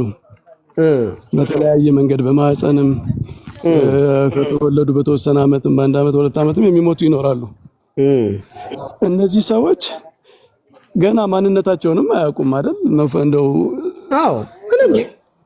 ስለዚህ ማንነታቸውን እንኳን በማያውቁበት ሁኔታ እግዚአብሔር ፈጥሮ በህፃንነታቸው እንዲሞት አድርጎ ከዛ መንግስተ ሰማያት ቀጥታ ካስገባቸው በቃ ኦልሬዲ ፕሪዲስታይንድ ናቸው ለዘላለም ህይወት ማለት እኮ ነው። የነሱ ፈቃድ ምንም የለበትም ወደ ዘላለም ወደ ዘላለም ሕይወት በመግባት ውስጥ የነሱ እንዴት ለምን እንደዚህ አድርገው ይወስዱታል? መምህር ምን ፈቃድ አለ ቀሲስ? የነሱ ፈቃድ የተጨመረ ሰዎች እኮ ነው የገደሏቸው። ያለ እግዚአብሔር ፈቃድ ይሞታል እንዴ ሰው? ማንኛውም ሰው የሚሞተው እኮ አይ እንደዛ ከሆነማ ራሱን ያነቀ ሰውም ያለ በእግዚአብሔር ፈቃድ ነው የሞተውና አይጠየቅም ልንል ነው። እንደዚህ አንልም። ራሱን ያጠፋ ሰው አሁን በእግዚአብሔር ፈቃድ ነው የሞተውና የእግዚአብሔር ፈቃድ ፍሪ ዊላችንን ተጠቅመን በምናደርገው ነገር እንድንሄድ ፈቅዶልናል። ኦኬ አሁን ለምሳሌ እኔ ገመድ መርዝ ጠጥቼ ሞታለሁ ካልኩኝ ፍሪ ዊሌ ነው ኖ አትሞታትም አይለኝም። ነፃ ፈቃዴን ተጠቅሜ ስሞት ይቀበለኛልና ብሎ ኦኬ አትሞታትም ብሎ አይከለክልም። ይሄ ከኔ ጋር የሚያዝ ነው። ዛት ሰው ራሱን ያጠፋ ሰው አይጸድቅም የምንለው እንዴ? ሰው የገደለ ሰው አይድንም የምንለው እኮ ከፍሪ ዊሉ ጋር አያይዘን ነው። ህፃናቱ ላይ ግን ይሄ ይሰራል ወይ ነው? ፍሪ ዊል አላቸው? እምቢሽ የሚሉበት አላቸው? እግዚአብሔር እሱ እኮ ነው ዋል የእግዚአብሔር ስራ ናቸው አይደል? ህፃናት የእግዚአብሔር ስራ ናቸው። ራሱን የፈጠራቸው። በነገራችን ላይ ለሙስሊምም ለክርስቲያንም ልጅ ለሚሰጠው እግዚአብሔር ነው። ኦኬ ስለዚህ እግዚአብሔር ህፃን ፈጠረና በምሳሌውና ባሪያው ፈጠረና ከዚያ ህግ የሚገቡበትና ወደ ሲኦል የሚገቡና የሚወጡበት ህግ ለህፃናቱ ራሱን ችሎ ራሱ ባወቀ ከሰራላቸው ራሱ ሊያውቅ ይችላል። ግን የእኛ እስከምናውቅ ድረስ ህፃናት አዲስ ኪዳን ለህፃናት የሚሆን ህግ አይደለም። ለህፃናት አይሆንም። ለምሳሌ በልጁ አመነ ዘላለም ህይወት አለው ብዬ ሰብኪያቸው እሺ አምናለሁ ህሊናቸው ወቅሷቸው ምናምን ንስሐ ይገባሉ? አይገቡም። ይሄ ህግ እነሱን ኢንክሉድ ያደርግም ማለት ነው። ለትልልቆች አሁን እኔ ከህፃናት እኔ ተስፋ አለኝ። እግዚአብሔር ማለት በተስፋ ደረጃ እግዚአብሔር ቸር ነው በሚል በህፃናት ደግሞ ሁለተኛ እግዚአብሔር ቀድሞ እውቀትም አለው። ህፃን ቀድሞ አድጎ ምን እንደሚያደርግ ወደ ምን እንደሚሄድ ህይወቱን ቀድሞ ማየት ይችላል እግዚአብሔር። ብቻ እግዚአብሔር በፍርድ ውስጥ ብዙ ፋክተር አለው ማለት ነው። እና እኔ ህፃናት ወደ ሲኦል ነው የሚወርዱት ሁሉም ወደ ገነት ነው የሚገቡት ምናምን የሚለው በቤተክርስቲያን ስፔኩሌቲቭ የሆነ ትምህርት ነው። ቤተክርስቲያን ያው የተገለጠውን በትክክል ተገልጦ የተነገረውን ለምሳሌ ሊወርዱ ይችላሉ ለሚሉት ትንሽ ነገር እስኪ እንደው አሁን ለምሳሌ መልስ የሚሆነኝ እንደው ገምተው እስኪንገሩኝ። አሁን ህፃናትን ወደ ሲኦል እግዚአብሔር ሊጥላቸው ይችላል የሚሉበት አንዲት ነገር ነጥብ ወይ ከመጽሐፍ ቅዱስ ወይም ከእግዚአብሔር ባህሪ አሁን እንደዚህ ያለው የሚመሰለው የእግዚአብሔርን ባህሪ በማጥናት ነው። ከዳኝነቱ አንጻር ነው። እስኪ ያስረዱኝ። በምን ይሄ ስፔኩሌቲቭ ነገር ነው የሚሆነው ቀሲስ? እንደው ትንሽ ነገር እስኪ እንደው ትንሽ ለምሳሌ ቀሲስ አንዳንድ ሰዎች አድገው በጣም ክፉ ሰዎች የሚሆኑ በአንድ ቅዱስ ታሪክ ለምሳሌ እኔ የሰማሁት አለኝ። ህፃኑን አንድ ቅዱስ አባት ሂዶ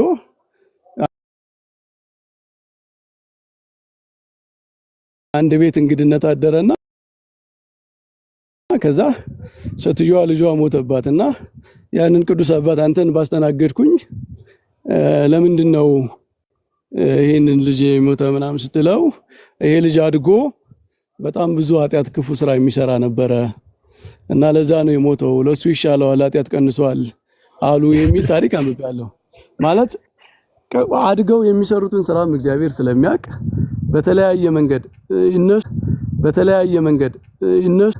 በተለያየ መንገድ እነሱ ቆይተው የሚሰሩት ክፉ ነገር ለመቀነስ እግዚአብሔር ከአንድ ሰው እድሜ ሊቀንስ ይችላል፣ ሊወስድ ይችላል። ማለት በጣም ስፔኩሌቲቭ የሆነ ነገር ነው ቀሲስ። አሁን ይሄ እንደ ዶክትሪን ምናምን ሳይሆን የተገለጠ ነገር ስላልሆነ ስፔኩሌሽን ነው እዚህ ጋር ያለ ማለት ነው። ግን እኔ ምንድነው እኔ አሁን ያንተን ንገረኝ ካሉን ቀሲስ እኔ አብዛኞቹን ህፃናት እግዚአብሔር ይመራቸዋል ብዬ ነው የማስበው። ተስፋዬም እንደዛ ነው ከቸርነቱ አንጻር ማለት ነው። ጥቂቶቹ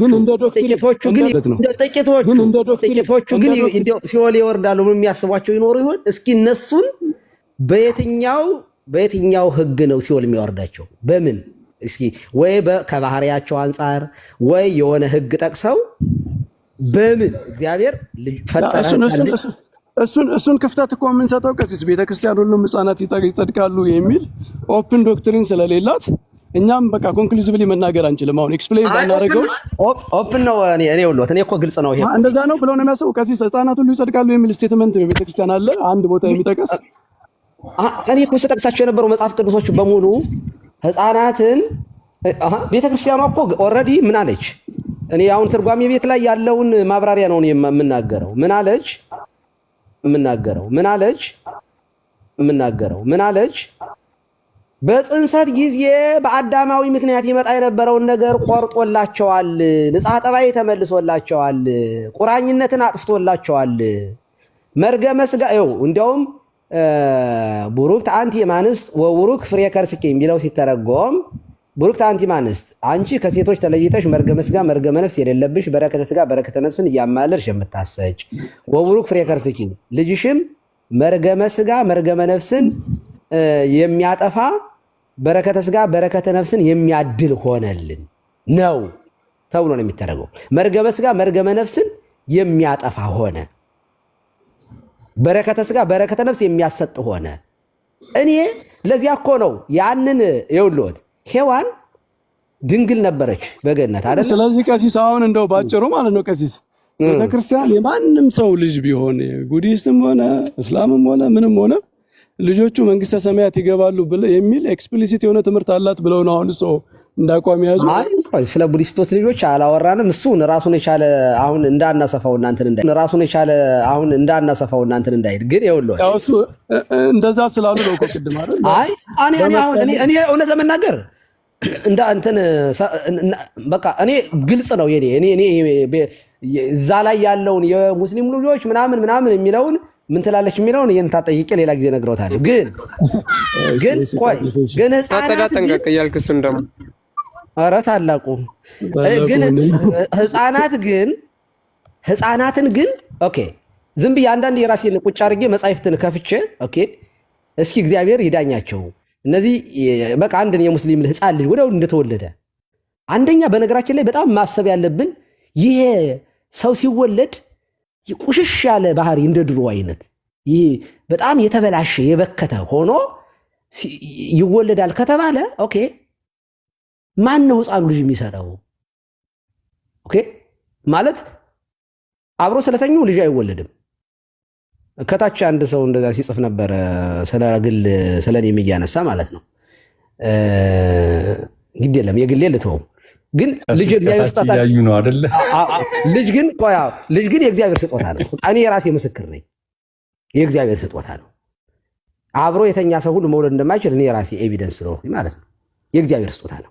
ታዲያ እግዚአብሔር ልጅ ሲሰጥ ምን ብሎ ነው የሚሰጠው? የእጁ ስራ ነው። የእጁን ስራ ፈጥሮ በ40 ቀኑ ቢሞት የራሱ የእጁ ስራ ነው። እንኳን አይደለም የእግዚአብሔር አዲስ ኪዳን አምኖ ተጠምቆ ልጅነት ለማግኘት ይቅርና የእስላሞችንም እምነት እንኳ ተቀብሎ መሄድ እንኳ የማይችልበት ስቴት ላይ ነው ያለው። ቢሞት ነፍስ ወደ ፈጠራት ወደ እግዚአብሔር ነው የምትሄደው፣ ወደ ራሱ ወደ ሰራት ነው የምትሄደው። ታዲያ የሚዳኝባት ምንም የለም። ምንም አይነት በቃ ማለት ህገ ልቦናም አይዳኘውም። ይሄ ህንጻ ልጅ ህገ ኦሪትም አይዳኘውም። ህገ ወንጌል ከነዚህ የወጣ ህግ የለም። እዚያ ሮሜ ላይ የአሕዛብን እንኳ ከባህሪያቸው የተነሳ ይላል። እንደውም የአይሁዳውያንን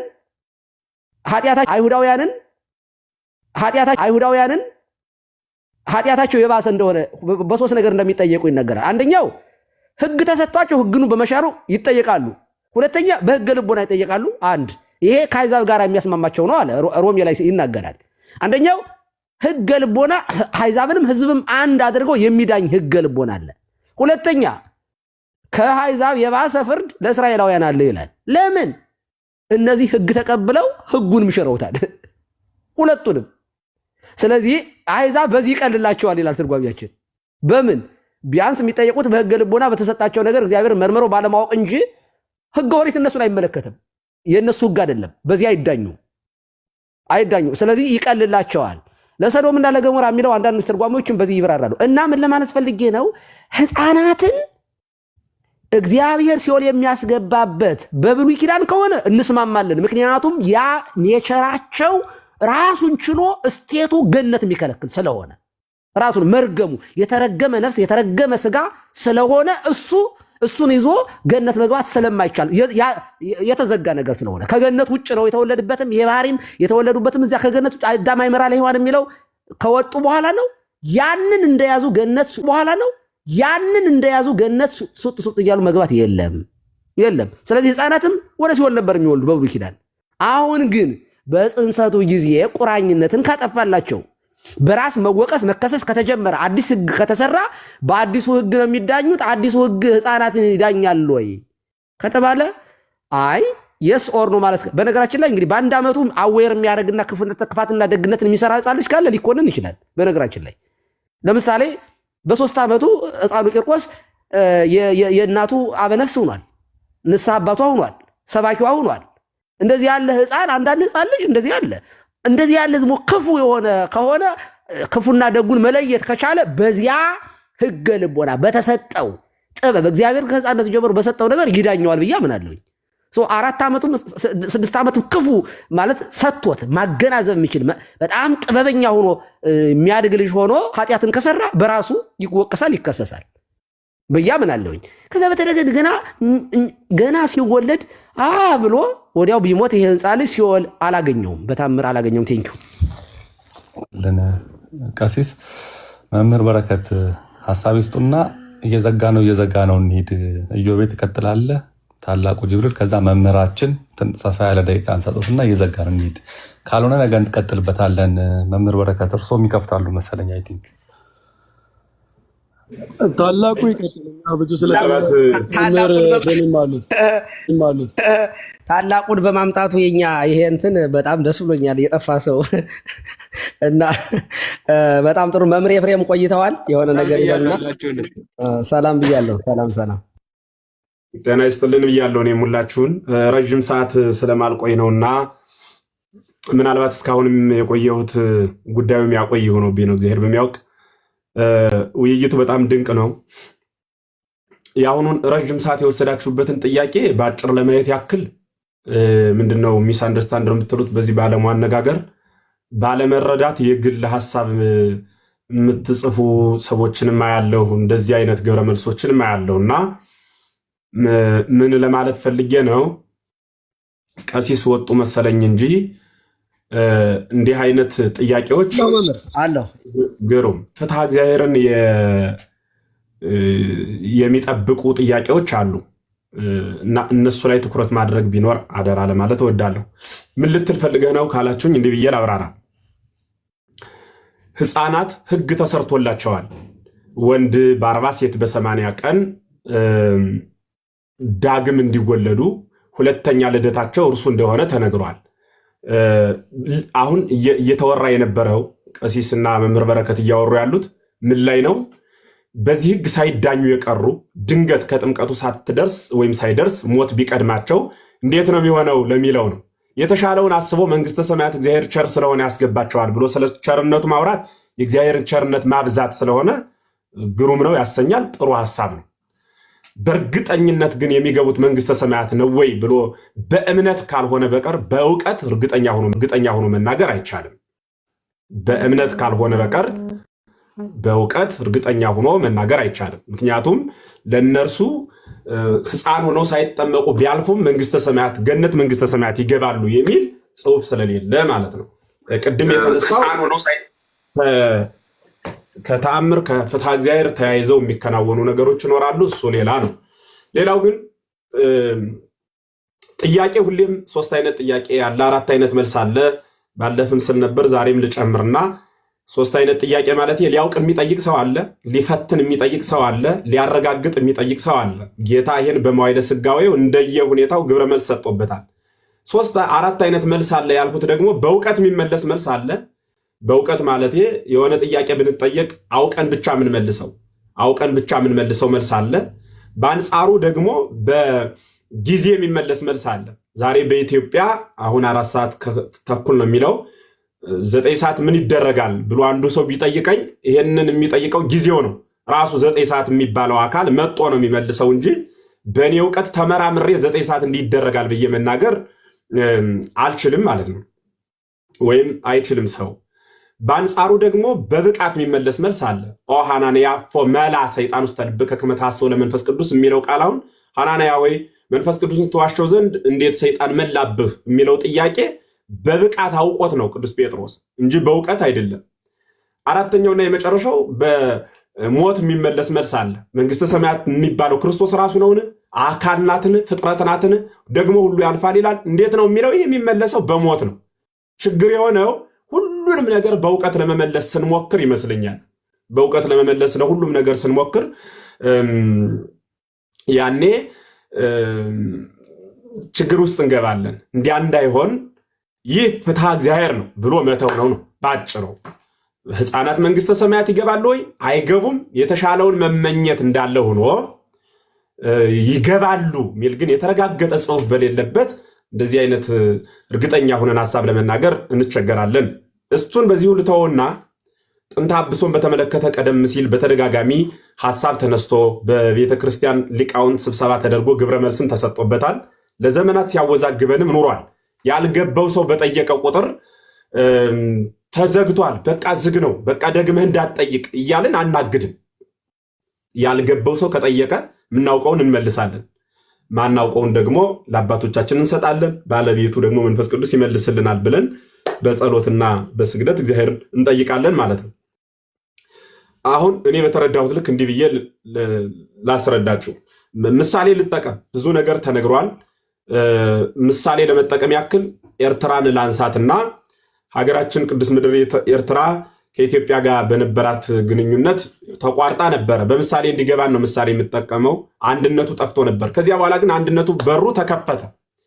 ሲከፈት አሁን ኤርትራ ሂድ ቢባል የሆነ አካል መሄድ አልችልም ቢል ኤርትራ ያልሄደው በሩ መስመሩ ስለተዘጋበት ነው ወይስ ወደ ኤርትራ ለመጓዝ ፈቃደኛ ስላልሆነ ነው? ይሄንን በደንብ ማንበብና ማየት የሚጠይቅ ሐሳብ ነው ብዬ አምናለሁ።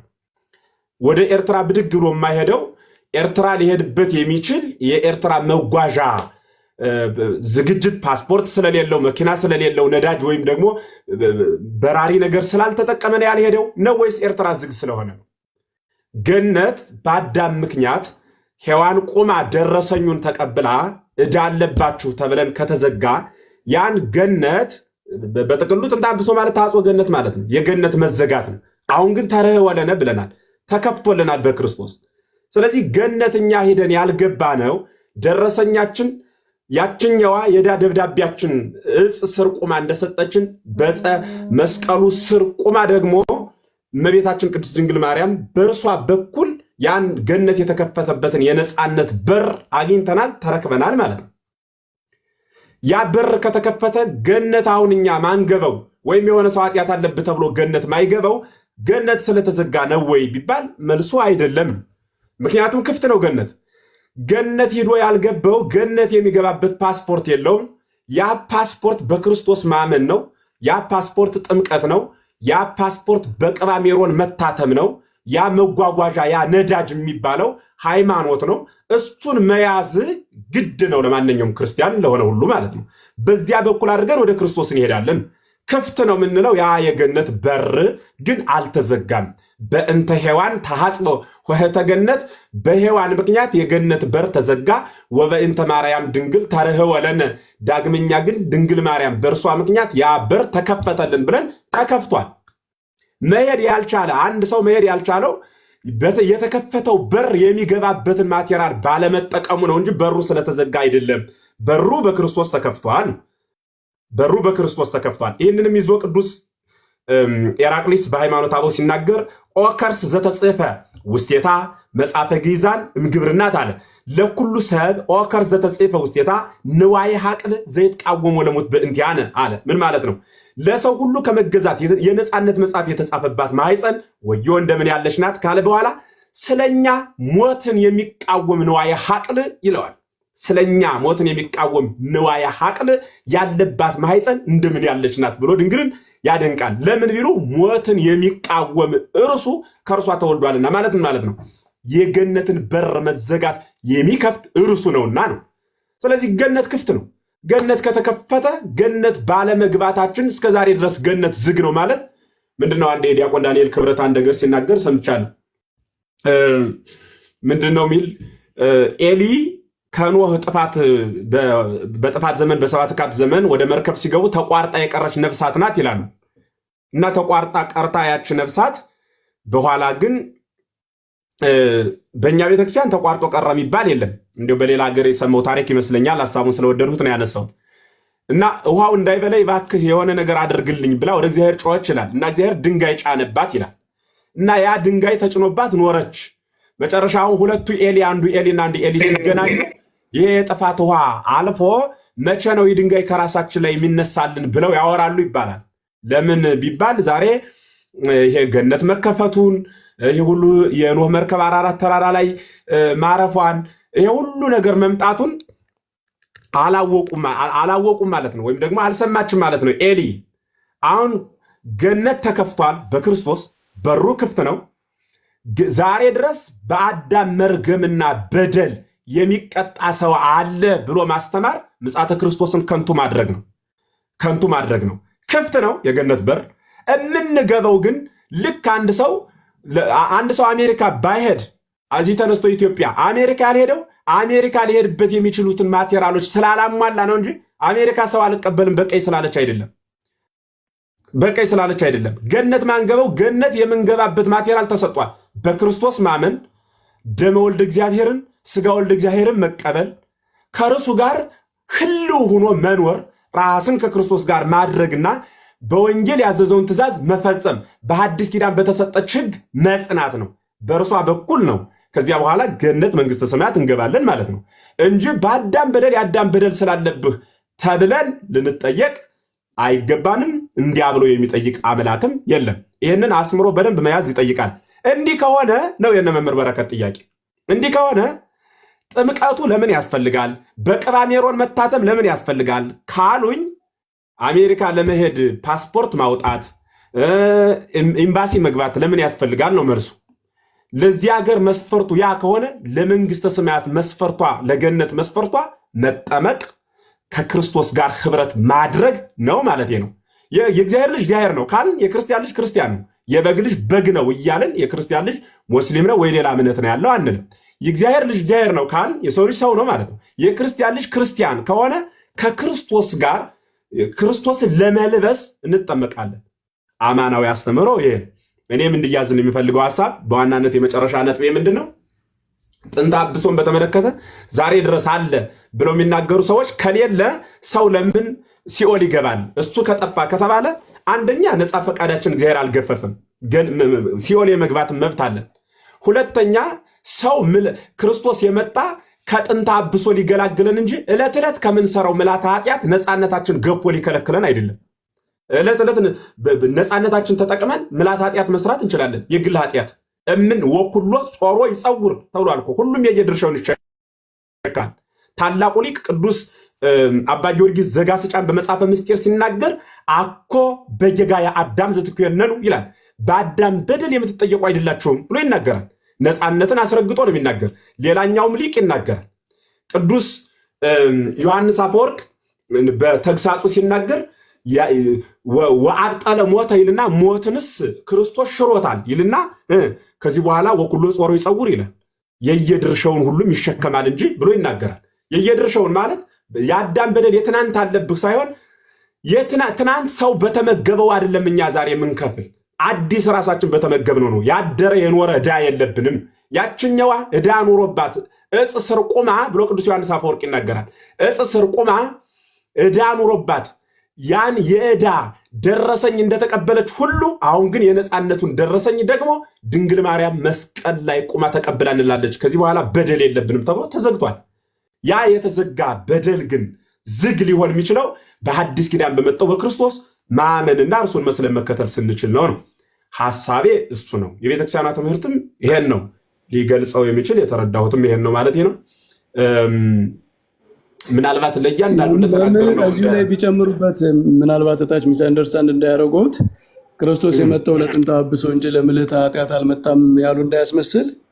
ከዛ በኋላ ክርስቶስ ከመጣ በኋላ እንደዛ የሚያስቡ ስላሉ እታች ክርስቶስ ምን መሰለው የእንታ በረከት ምን መሰለዎት ይሄንን ትውልድ አማርኛ እንዳይሰነጥቅ አድርጎ መናገር ደግሞ እንደዛ እንዳይሉበት ልመጣ ነው ወደሱ። እንደዚህ አድርጎ አማርኛ እንዳይሰነጥቅ አድርጎ መናገር የሚችል እንኳንስ ፍጡር ፈጣሪ ራሱ እንደዚህ አድርጎ መናገር አይችልም አይባልም እንጂ የፈጣሪን ሐሳብ ሰንጥቆ ለግል አተረጓጎም የሚጠቀም አይደል? ይሄ ሁሉ መጽሐፍ ሃይማኖት እኮ የመጣው የክርስቶስን ሐሳብ መጽሐፍ ቅዱስን በየራሱ እንደዚህ ነው ያለ እያለ እየተረጎመ ስለሚጓዝ ነው። እና እኔ የኔንን ሐሳብ የተናገሩበት ለምልዓተ ኃጢአት ክርስቶስ አልመጣም እያልሁ አይደለም። ምልዓተ ኃጢአትን ግን አሁንም መስራት ይቻላል ነው። በጥንተ አብሶ የአዳምን በደል አስወግዷል። በምልዓተ ኃጢአት እንዳንያዝ ነፃነትን ሰጥቷል። አይ እኔ ምልዓተ ኃጢአትን ፈልጋታለሁ ካለ ግን አስሮ ጨልጦ ገርኝቶ የሚመለክ አምላክ አይደለም። የነፃነት አምላክ ስለሆነ ነፃነቴን ተጠቅሜ ገሃነም የመግባት መብት አለኝ። ከምልዓተ ኃጢአት ሁሉ እንግዲህ በኋላ አደርስም ብሎ አላገደኝም ነው። የእግድ ደብዳቤ አልተጻፈብንም። ነፃነትን ሰጥቷል። ያን ነፃነት መቀበል የኛ ነው። አለመቀበል ደግሞ የፍጥረት ሁሉ ድርሻው ነው። እሱን አስምሮ መያዝ ይጠይቃል እንጂ ከዚህ በኋላ የአዳም በደል አሁንም ድረስ አለ። እንትን አሕዛብ እኮ የሚጠየቁት እኮ በአዳም በደል አይደለም። ያ በርማ እኮ ክፍት ነው፣ ተከፍቷል። የሚጠየቁት እኮ የአዳምን በደል ባነሰው አብይ ነጌ ውርዝው ነጌ በሚባለው በውርዝው ነጌ በክርስቶስ ባለማመናቸው ነው። ያንን የአዳምን በደል ኃያል የሆነው አንስቶ ጥሎታል፣ ከዚህ በኋላ ነፃነት ተሰጧል ብሎ ባለማመናቸው አምነው ደግሞ ያን የክርስቶስ የሰጠውን ሕግ ባለመቀበላቸው ነው የሚጠየቁት እንጂ የአዳም በደል እኮ አለብህ ብሎ የሚጠይቅ እግዚአብሔር የለም። ወኀደጎሙ ለእኩያን በውስተ ሲኦል የሚለውም አጋንንትን እንጂ ሰውን አይደለም። አመሰግናለሁ። ሰማልን መምህር ኤፍሬም። መምህር በረከትም ከዚህ የተለየ አይደለም አይደል? መምህር በረከት አዎ ቀሲስ እንደዛ ነው። ልክ ነው። እኔ መምህር የገለጡት ነገር በደንብ ተመችቶኛል። ያው የኔን ነው ያልተስማሙበት ማለት ነው። ያሳዝናል በእውነቱ። እርስዎ ጋር ቀሲስ ትንሽ ልዩነት ያው ህፃናት ሁሉም መንግስተ ሰማያት ይገባሉ። ችግር የለውም። በቃ የኛዎቹን ብቻ ልበል፣ ደረጃ እንዳይያዝ ነው እንጂ ሌላ የሌሎችን ልተውልዎት፣ የኛዎቹን ብቻ ልበል።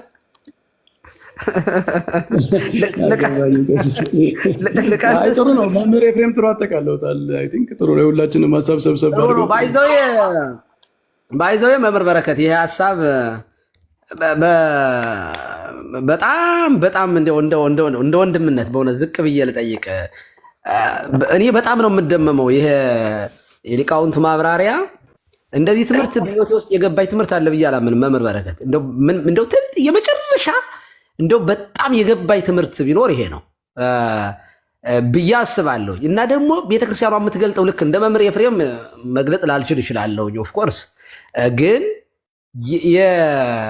በደንብ ብናነበው ሀሳቡን የሊቃውንቱን ሀሳብ መረዳት ብንችል እና መስዋዕቱ ላይ ቀራኔው ላይ በጣም ስትረስ ብናደርግ መስዋዕቱ ለምንድን ነው የቀረበው የሚለው ላይ ሌትም ቀንም ማሰብ አለብን። ክርስቶስ የሞተው ለምንድን ነው እንዴ የሚለው ነገር ካልታሰበ እኔ ይሄ በቃ ከእንግሊዘኛ ይነበባል፣ በቀጥታ ይተረጎማል። የዌስተርን ቴዎሎጂ እኔ አደጋ ውስጥ እየጣለን እንደሆነ ነው የምረዳው። እኔ ወይም እንደነሱ መርገመ ኃጢአት ይሄ ጥንተ አብሶ አለ ብለን ወይ አላመንን እኛ እንደዚህ ኃጢአት ይወረሳል በሰው ይመጣል ምናምን ብለን አናምን።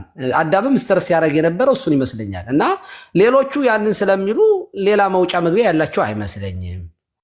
እና እድል ስጡ ለቤተክርስቲያን። የቤተክርስቲያኗን ትምህርት አይኖ ትንሽ ትርጓሜው ትንሽ ከበድ ይላል።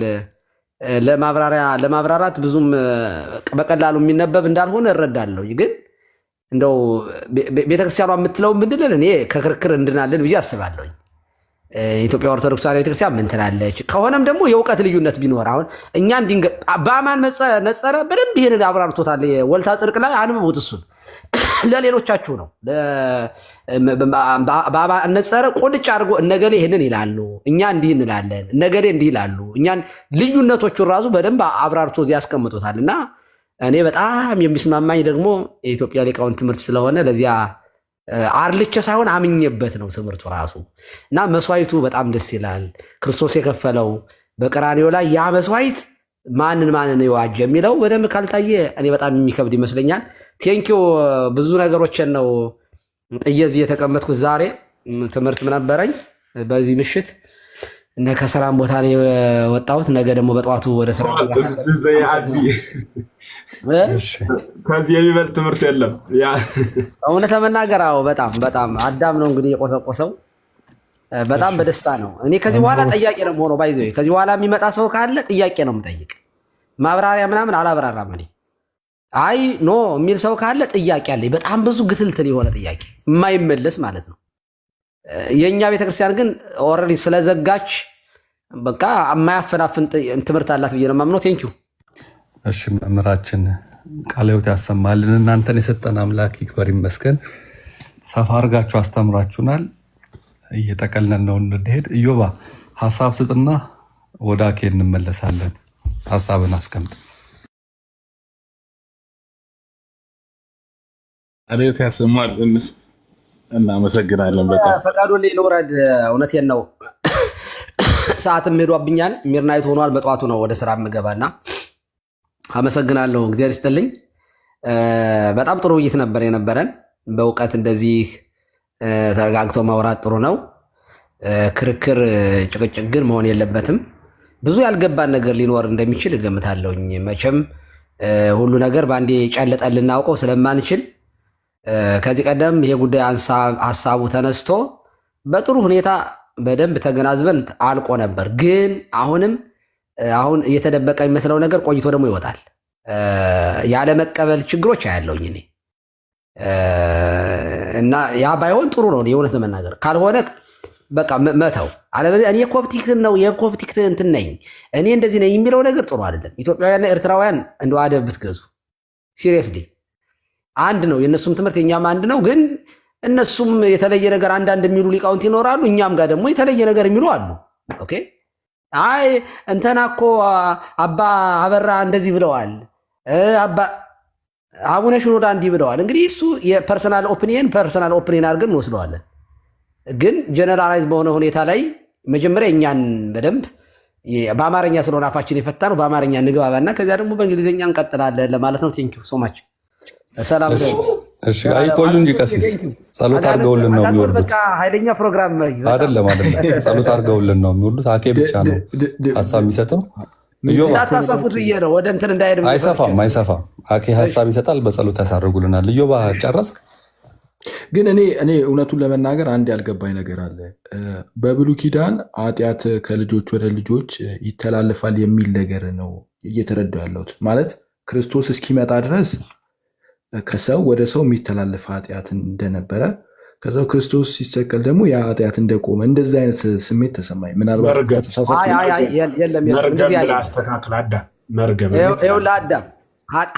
አንዳንድ ጊዜ በቤተክርስቲያን ዘቀዳሚ መርገም ጥንታብሶም የሚል መጽሐፍ ልታነብ ትችላለህ። ግን ኃጢአት እንደ ደም እየተቀዳ እንደውም የሆነ ትርጓሜ ምን ላይ ነበር መምህር ኤፍሬም? አሁን ሲቀዳ ምናምን ደም እየተቀዳ ይመጣል ማለት አይደለም የሚላል የሆነ ትርጉም ምን ላይ ነበረ? እንደዚያ የሚባል ትምህርት የለንም። ግን ዮሐንስ ራእይ ነው 7 አሁን ይተላለፋል የምንለው ምኑን ነው? ፈለን ኔቸር ነው ማለት ኦኬ። አዳምና ሔዋን ኃጢአት አደረጉ፣ ከዚያ ተረገሙ። ከአንተ የተነሳ እንደዚህ ይሁን እንደዚህ ወደ 11 የሚጠጉ አሉ ዝርዝሮች ሰይጣን ጭምር።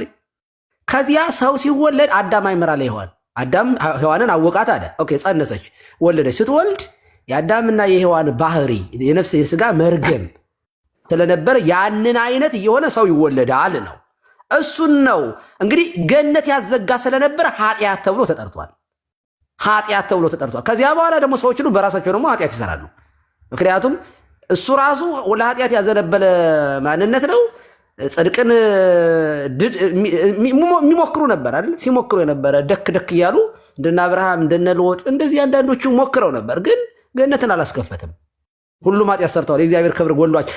ሁሉም ኃጢአት ሰርተዋል የሚለው ራሱ የሚያሳየው ፎለን ኔቸርን በራሱ ያሳያል። ሁሉም ምክንያቱም የዚያ ባህሪ ናቸው። ስለዚህ ክርስቶስ ግን ከዚያ እርግማን ዋጀን ነው እና እንጂ ኃጢአት ይተላለፋል። የአዳምና የሔዋን ኃጢአት የነሱ በደል እነሱ የሰሩት ወደ ሌላ ይተላለፋል። እንደውም በነቢያትም ላይ ተጽፏል። የለም እንዲህ የሚባል ትምህርት የለንም። እኛ እውነት ለመናገር እንደዚህ አዳም ከተረዳን እኔ እንደዚህ አላልኩኝም በግሌ። መምህር ኤፍሬምም እንደዚህ ያሉ አልመሰለኝም። መልሰዋል ራሳቸው። አዳም ቴንኪው። እሺ ቴንኪው። እግዚአብሔር ይስጥልኝ። እኔ ጨርሻለሁ። እሺ ኢዮባ አፈር ነው። ኢዮባ ሀሳብ ስጥና ወደ አኬ እንሂድ። ቴንኪው ሁላችሁንም ቴንኪው። አይ መጀመሪያ ላይ ቅድም ስንጀምር ሳይሆን እኔም አርፍጄ ነው የመጣሁት። ተርሚኖሎጂ ዲፋይን ይደረግ፣ ቃላቶች በደንብ ዲፋይን መደረግ አለባቸው። ኮንሰፕቱ ከኦሪጂናል ሲን ሲባል ራሱ ፕሮቴስታንት ኦሪጂናል ሲል ምን ማለቱ ነው? ግብፅ ያለችው ቤተክርስቲያናችን ኦሪጂናል ሲን ስትል ምን ማለቷ ነው? ሲሪያክ ያለችው ቤተክርስቲያናችን ኦሪጂናል ሲን ስትል ምን ማለቷ ነው የሚለውን ነገር በደንብ መጀመሪያ መተንተን አለብን ብለን ነበር እንትን ያለው። ምክንያቱም ኤክስፕሬሽን ሊለያይ ይችላል እና ኦር የቃላት አጠቃቀማችን ኤክስፕሬሽናችን ሊለያይ ስለሚችል ማለት ነው። እና ያንን ስቴት ከሆነ እንትን የምንለው ቀሲስም አንድ ነገር ብለው ነበር ቅድም። ምክንያቱም ሞስት ኦፍ አብዛኛው ውይይት ዲስከሽን እንትን ያለው ህፃናት ላይ ህፃናት ያው ቢሞቱ ኦር ከሞቱ ወዴት ይሄዳሉ የሚለው ነው ዶሚኔት ያደረገው ዲስከሽኑን። ግን ቅድም ቀሲስ ሲናገሩ ራሱ ምን አሉ? የሙስሊም ህፃን ልጅ ሲያድግጎ ሙስሊም ነው የሚሆነው ወር ደግሞ ሌላም እንትን በቃ እርኩስ ነው የሚሆነው እንትን አይሆንም ብለዋል። እና ይሄንን ኦብጀክቲቭ የሆነውን የክርስቶስ ስራ እንዴት ነው የምንቀበለው? እንዴት ነው ገንዘባችን የምናደርገው? እንዴት ነው የምንሳተፍበት የሚለው ነገር ላይ ዶግማቲክሊ ሁላችንም የምንስማማው በቃ በጥምቀት ነው፣ አምነን ስንጠመቅ ነው። ይህንን ነገር ህፃናትም ሲጠመቁ ነው ይህንን ጸጋ መቀበል የሚችሉት። ማለት ጸጋውን መቀበል ማለት ቤተክርስቲያን ውስጥ የሚጨመሩት የክርስቶስ አካል የሚሆኑት ከሞቱና ከትንሣኤው ጋር የሚተባበሩት። ከዛም አልፎ ደግሞ ጥምቀት የሚስጥራት በር ነው። ጥምቀትን ከተጠመቁ ስጋና ደሙን መውሰድ ይችላሉ። ንስሐውን የቤተክርስቲያን ህይወትን በአጠቃላይ ጸጋ በምላት የምትገኝበት ቤተክርስቲያናችን ውስጥ ያንን ነገር መካፈል ይችላሉ ማለት ነው። ይህንን ነገር ሁሉ ለማድረግ ጥምቀት የመጀመሪያው ፈርስት ስቴፕ ነው። ስለዚህ እሱ ላይም በደንብ ኤንፈሲስ ብናደረግ ጥሩ ነው እና ተርሚኖሎጂ ግን ቀሲስ ትክክል ነው። በቃ አንዳንዴ ኦሪጂናል ሲን ሲባል መጀመሪያ በሱ ስለጀመር ነው። እዚህ ሁኑ ሰምተውን ይሁን አይሁን አላውቅም፣ ግን ተርሚኖሎጂ በጣም እንትን ይላል እና እዛ ጋር ከኮፕቲክ ቤተክርስቲያን የመጡት ልጆች እንደዛ ሲሉ ምናልባት ይሄ ተርሚኖሎጂውን ስላልተረዱ ይሆናል። ኦር ፕሮቴስታንቶች ኦሪጂናል ሲን ሲሉ ምን ማለት እንደፈለጉ ስላልተረዱ ይሆናል እና አንዳንዴ እንደሱ እንትን ብናደርግ በሚለው ነው የጀመርነው መጀመሪያ ላይ።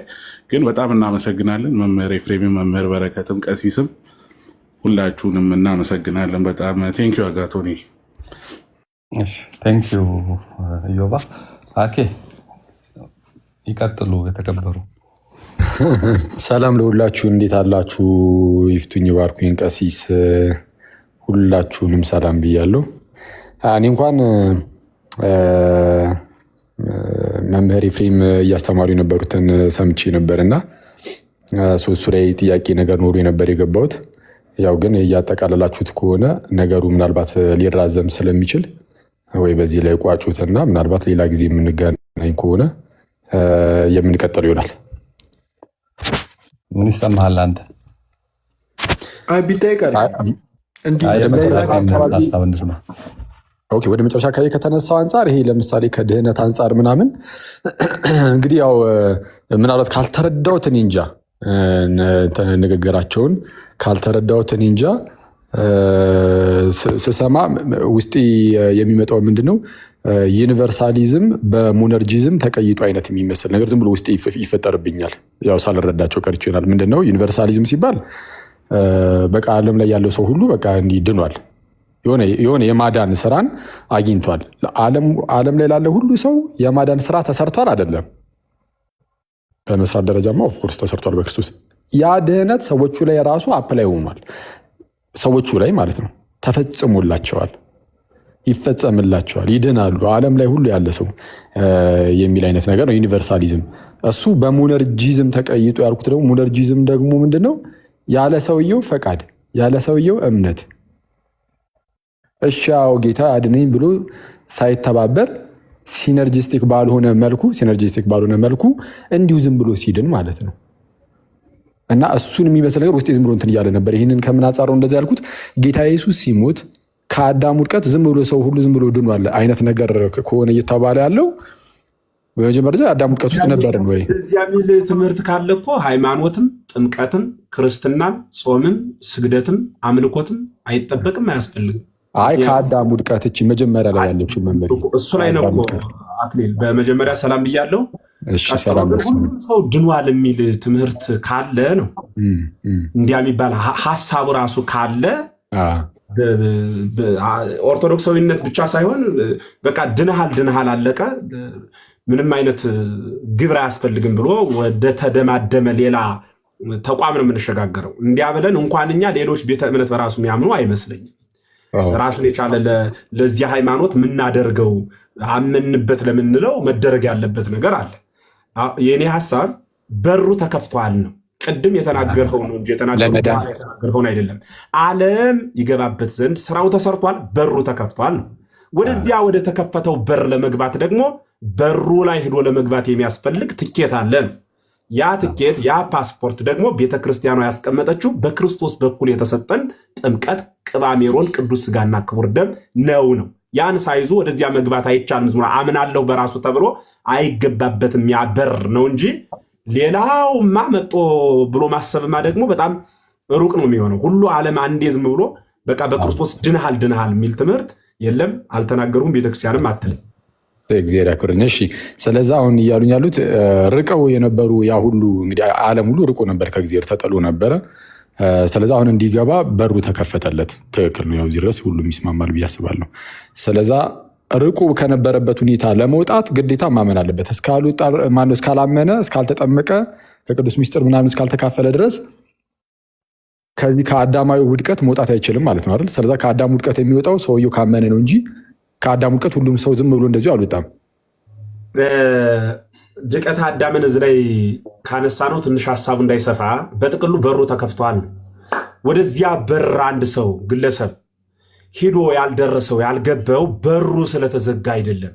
ሰውየው ወደ በሩ ለመግባት የድርሻውን ስላልተወጣ ነው። በአጭሩ እንዲያርገንዝ የሆነው እሱ ይሄ መጨረሻ ላይ ያሉት ትክክል ነው።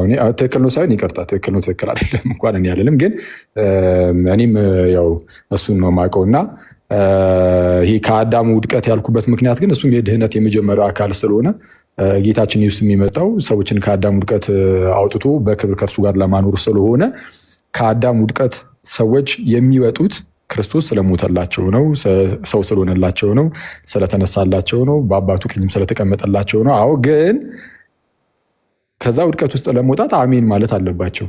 አሊያ ግን ቅድም እንዳልነው ሰው ሁሉ ዝም ብሎ እንደዚሁ ያለ እነርሱ ፈቃድ ከአዳም ውድቀት እንደዚሁ ነፃ ወጥተዋል አይነት ነገር እንዳይመስል ብዬ ነው። ግን እሱን ወይ ምናልባት ሌላ ጊዜ ካሉ መሰየው መጨረሻ ላይ ያሉት ነገር ግን እግዚአብሔር ይስጥልኝ፣ አመሰግናለሁ። በቃ እሱን መያዝ እኮ ነው። በሩ ክፍተው ወደ በሩ ለመግባት በሩ የሚጠይቀው ጥያቄ አለ፣ እሱን ማሟላት ነው። አይ እኔ በሩ ዝግ ነው ዛሬም ድረስ ብሎ ድፍንፍን ብሎ ቤት ተቀምጦ ሙነነ ማቴር ሲሉት በሩ ስለተዘጋ እያለ የሚያወራ ከሆነ ስህተቱ የእሱ በሩን አለማየት እንጂ የበሩ መዘጋት አይደለም። ወደዚያ ገነት የሚባለው ሀገር ያላስገባው ነው። እውነት ነው። እሺ መምሬ፣ እሺ ቴንክ ዩ። በጣም አጭር ነገር ለመጨመር መሽቷል፣ ሄዷል። ግን በጣም ይቅርታ፣ ስለ ፀሐይ እየተናገረ አንድ ሊቅ አለ አይደል? ፀሐይን ወጦ ባለመሞቁ ፀሐይ የለችም ብሎ ማውራት አይችልም። ወጦ ፀሐይን ስላልሞቃት ነው ፀሐይን ያላገኛት እንጂ ፀሐይ ስላልወጣች አይደለም ሰውየው ፀሐይ ያልሞቀው። ክርስቶስ በሩን ስላልከፈተው አይደለም አሕዛብ ወደዚህ ያልገቡት፣ የተከፈተውን በር ባለማየታቸውና በሩ የሚያስፈልገውን ፓስፖርት ባለመያዛቸው ነው። ዓለምን የሚያስማማ የኦርቶዶክስ ሀቅ ይሄ ነው። እሺ መምህር እግዚአብሔር ይስጥልን። መጨረሻ ላይ መምህር በረከት ማይክ አንስተው ነው። አኬ ጨርሰሃል አይደል? አዎ። አይ ምንድነው ቅድም እንዳልኩት እንደዛ የሚመስል ነገር ስለተሰማኝ ነበር። ግን አሁን መምህርም እንዳሉት ወደ እግዚአብሔር መንግስት ካልገባን የማንገባው ያኔ ስለተዘጋብን ነው። እንደዛ አይደለም። ኦፍኮርስ ስለተዘጋብን በቃ እንገባም ካልንማ እሱ የኛ የራሳችን ችግር ነው። ያ አይደለም ከይዙ እውነት ነው። ካልገባንም የማንገባው እግዚአብሔር የሰጠንን መንገድ ስላልተጠቀምንበት ብቻ ነው። ምክንያቱም እግዚአብሔር መንገዱን ዘርግቶታል አሁን ነው እና እሱ በጣም እንግዲህ እኔ እስከማውቀው አንድ የቀረበ ማዕድ አንተ ትራስ ላይ ተኝተህ አሞህ አምጥቼ እኔ ቴካዊ አድርጌ ምግብ አስቀምጥልህ በልተህ ያልተከፈው ምግብ ስለሌለ ሳይሆን ምሳሌውን በጣም ይቅር በለኝ ወይም ወደ እኔ ላድርገውና በልተህ ያልጠነከርኸው ያልተነሳኸው ምግብ ስለሌለ ሳይሆን ምግቡን የሚያይ የሚችል አይን ወይም አቅም ስላጣህ ነው ማለት ነው። አንድ ይቅርታ እንትን ልክ መሀል ላይ ሲገቡ እንትን አለብኝ የተወሰነ ተቋረጠብኝና እስቲ ምንድን ያሉኝ? ይቅርታ ሰምቼው ትልቀጥል። ኦኬ ለአንድ ታማሚ ምግብ ወስደን አጠገቡ ላይ አቀርበንለት የቀረበውን ምግብ ባለመመገቡ ምግብ በዚህ ክላስ የለም እያለ ማውራት አይችልም አይደል? እንዴት ባለመመገቡ ነው ምግቡን ያልተመገበው እንጂ ምግብ ባለመኖሩ አይደለም ምግብ ሳይመገብ የቀረው። ምግብ ክርስቶስ ለዓለም ሁሉ ተሰጥቷል፣ ጥቁር ቀይ ነጭ ሳይል። ባለመመገባቸው ነው ክርስቶስን ያጡት እንጂ ክርስቶስ ለእነርሱ ሁሉ ስላልተሰጠ አይደለም ያልተቀበሉት። ለይቶ ለሆነ ሰፈር የመጣ አምላክ የለንም። ከዚህ ከረሃባቸው ከነበሩበት ረሃብ ለመዳን ግን ተቀብለው ሊመገቡት ይገባል ነው አይደል? ግድ ነው እንጂ ሆነው ዝም ብሎ ሳይበሉ የሞላ ባል ነገር የለም። ስለዛ ከነበሩበት ሰው ገባ። አክሊል እንትን እናድርግ። በጣም ጥሩ ሁኔታ ነው ዛሬ ያወራ ነው። ከአንተ ጋር ለብቻ እኔ ራሴ ማውራት ፈልጋለሁ። ለብቻችን እናወራለን። ለምሳሌ አንተ ጋር ያሉ ጥያቄዎች ካሉ እኔም እጠይቅሃለሁኝ፣ አንተም ትጠይቀኛለህ።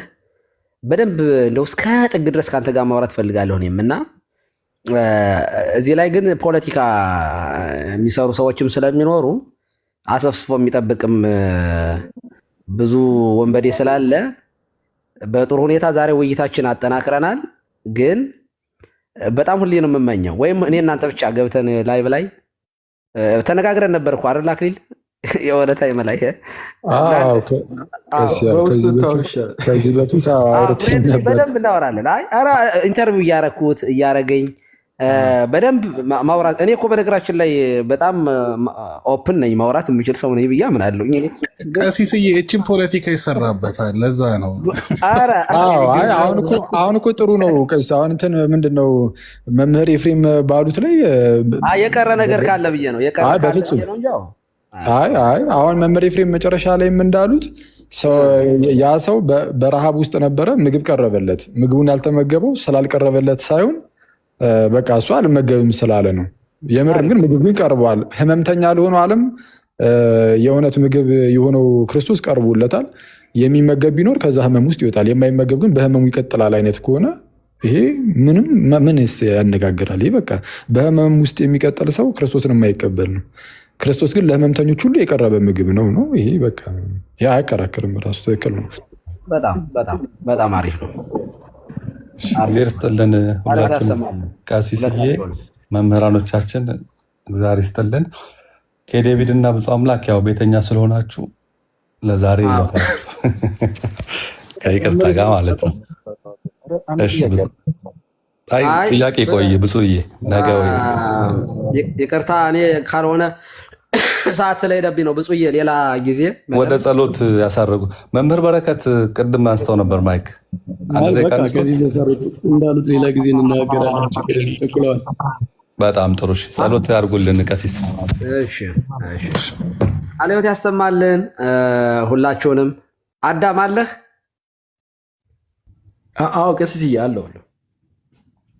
አንተ ነህ እኮ ያው የትምህርት መጀመሪያም መጨረሻም የቀደመው አይደለህም አይደለ? ዳግማዊው ነህ እና ጥሩ ነው። በጣም ጥሩ ነው። የተወያየ ነው። በጣም እነ አዳም እና አጋቶን እነ ኢዮብ በጣም አድጋችኋል በእውነቱ። ማለት ኢትዮጵያ ውስጥ ያሉት ሲተኙ እናንተ እዚህ ትከፍታላችሁ እና ጥሩ ቴዎሎጂካል ሀሳቦችን እያነሳችሁ ዲቤት ታደርጋላችሁ፣ ትወያያላችሁ። በጣም ደስ ይላል። ሁላችሁንም ከልብ እናመሰግናለን። መምህር ኤፍሬም፣ መምህር በረከት፣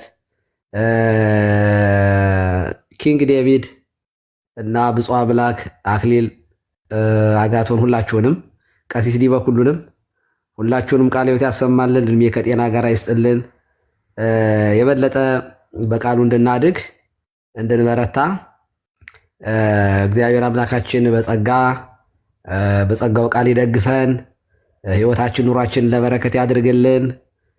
ዘመናችንን በጸጋ በበረከት ይፈጽምልን። የጀመርነውን መልካምነት እስከ ጌታችንና አምላካችን መድኃኒታችን ኢየሱስ ክርስቶስ መምጣት ያጽናልን።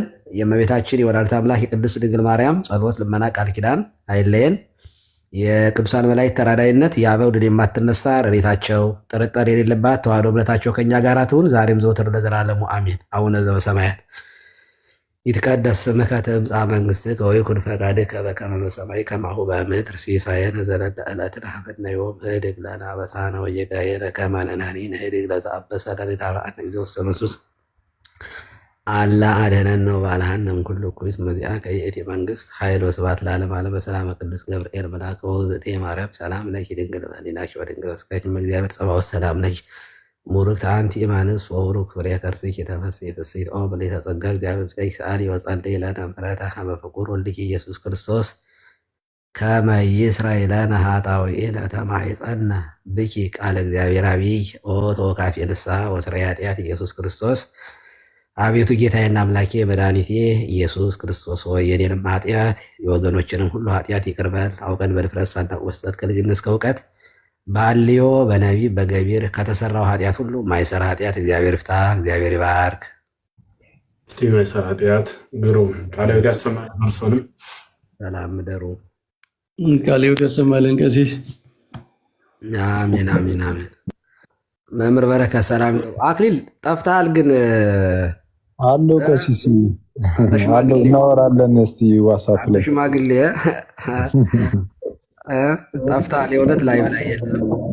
ብቅ እንላለን። እስቲ እንግዲህ መምሬ ብቅ ትላላችሁ ወደዚህ ወደ ሎስ አንጀለስ እሱ ይቆየን። እዚህ አካባቢ ማስታወቂያ ለስራ እዚህ አካባቢ ሎስ አንጀለስ ያላችሁ ሰዎች እንደው ባካችሁ ልጆቻችን ሰብስቡልን፣ አክሊልን እንደ ወደ ሎስ አንጀለስ ጋብዙልን። ቀሲስ ቪዛ እኮ ተከልክሏል። ሲሪየስሊ አይሰጥም ተብሏል። ከአሁን ታማርታለህ አንተ። ምንድን ነው በእኔ ንስሐ ልጆች በኩል ከሆነ በምንም አይነት የተከፈተ ነው በሩ። ገነት በር ተከፍቷል። የትምህርት ውስጥ ስለሆነ አክሊል አድርጎ መግባት ነው ወደ ሎስ አንጀለስ። ኬማ ኤምባሲውም ነው የተዘጋው የሚል መረጃ ደርሶኛል። ቪዛው ብቻ ሳይሆን ሎስ አንጀለስ አካባቢ ለማንኛውም እንዴት ነው ካላችሁ ብቅ በሉ ወደ ቢሮ። ምንም ችግር የለውም። አክሊል በእጃችን ነው እንላችኋለን።